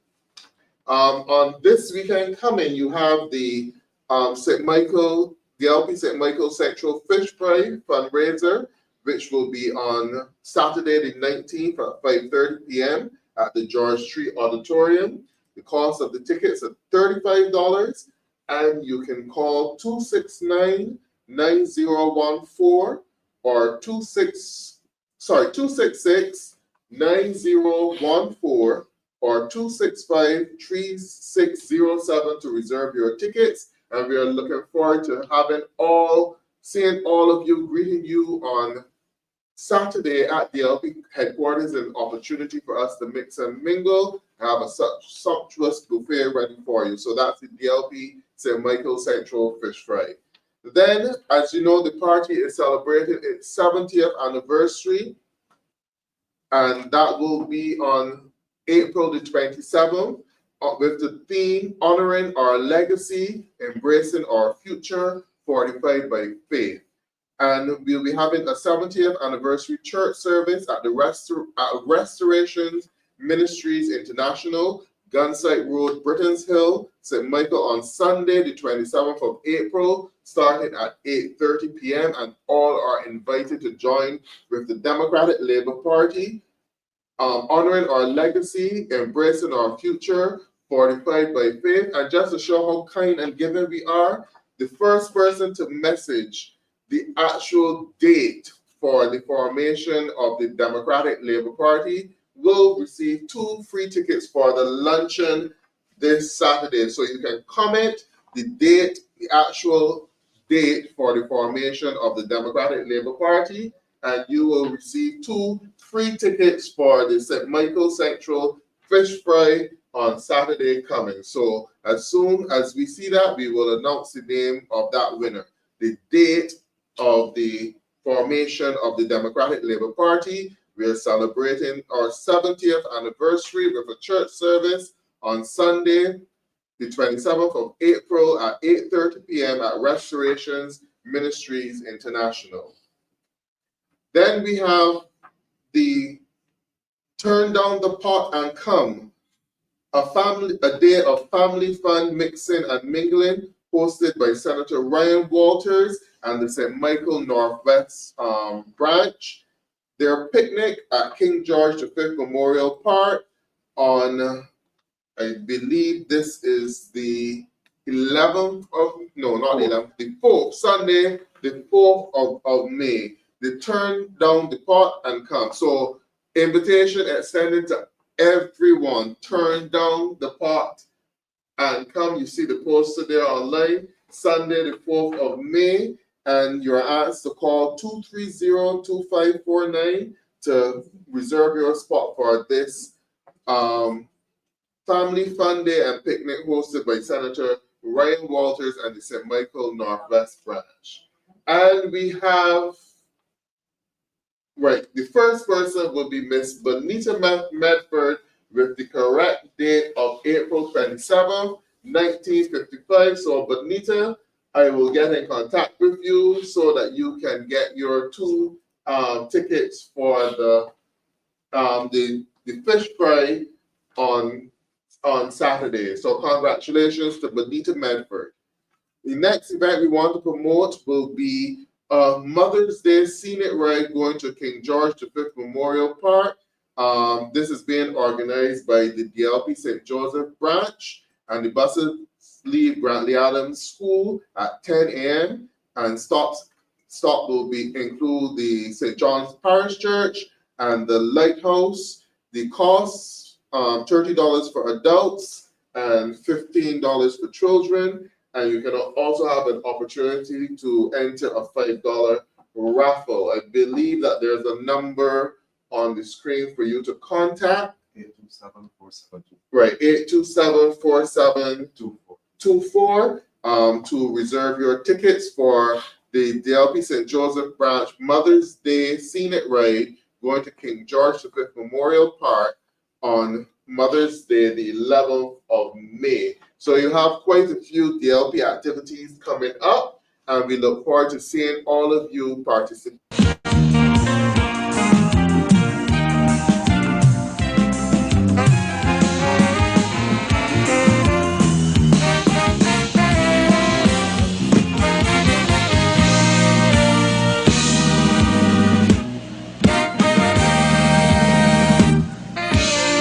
Education, education, this is the foundation. Our rising population needs sound education to be recognized anywhere you go. You got to have your certificate to show, to enjoy any kind of happiness. Knowledge is the key to success. Children go to school and learn well. Otherwise, later on in life, you're gonna get real hell. Without an education in your head, your whole life will be pure misery. You're better off dead. For there is simply no room in this whole wide world for an uneducated little boy or girl. Don't allow idle companions to lead you astray. To earn tomorrow, you got to learn today.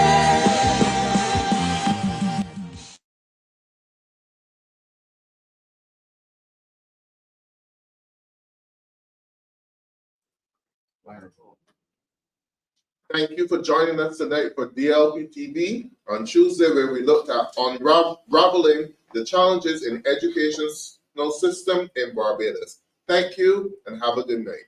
Bye.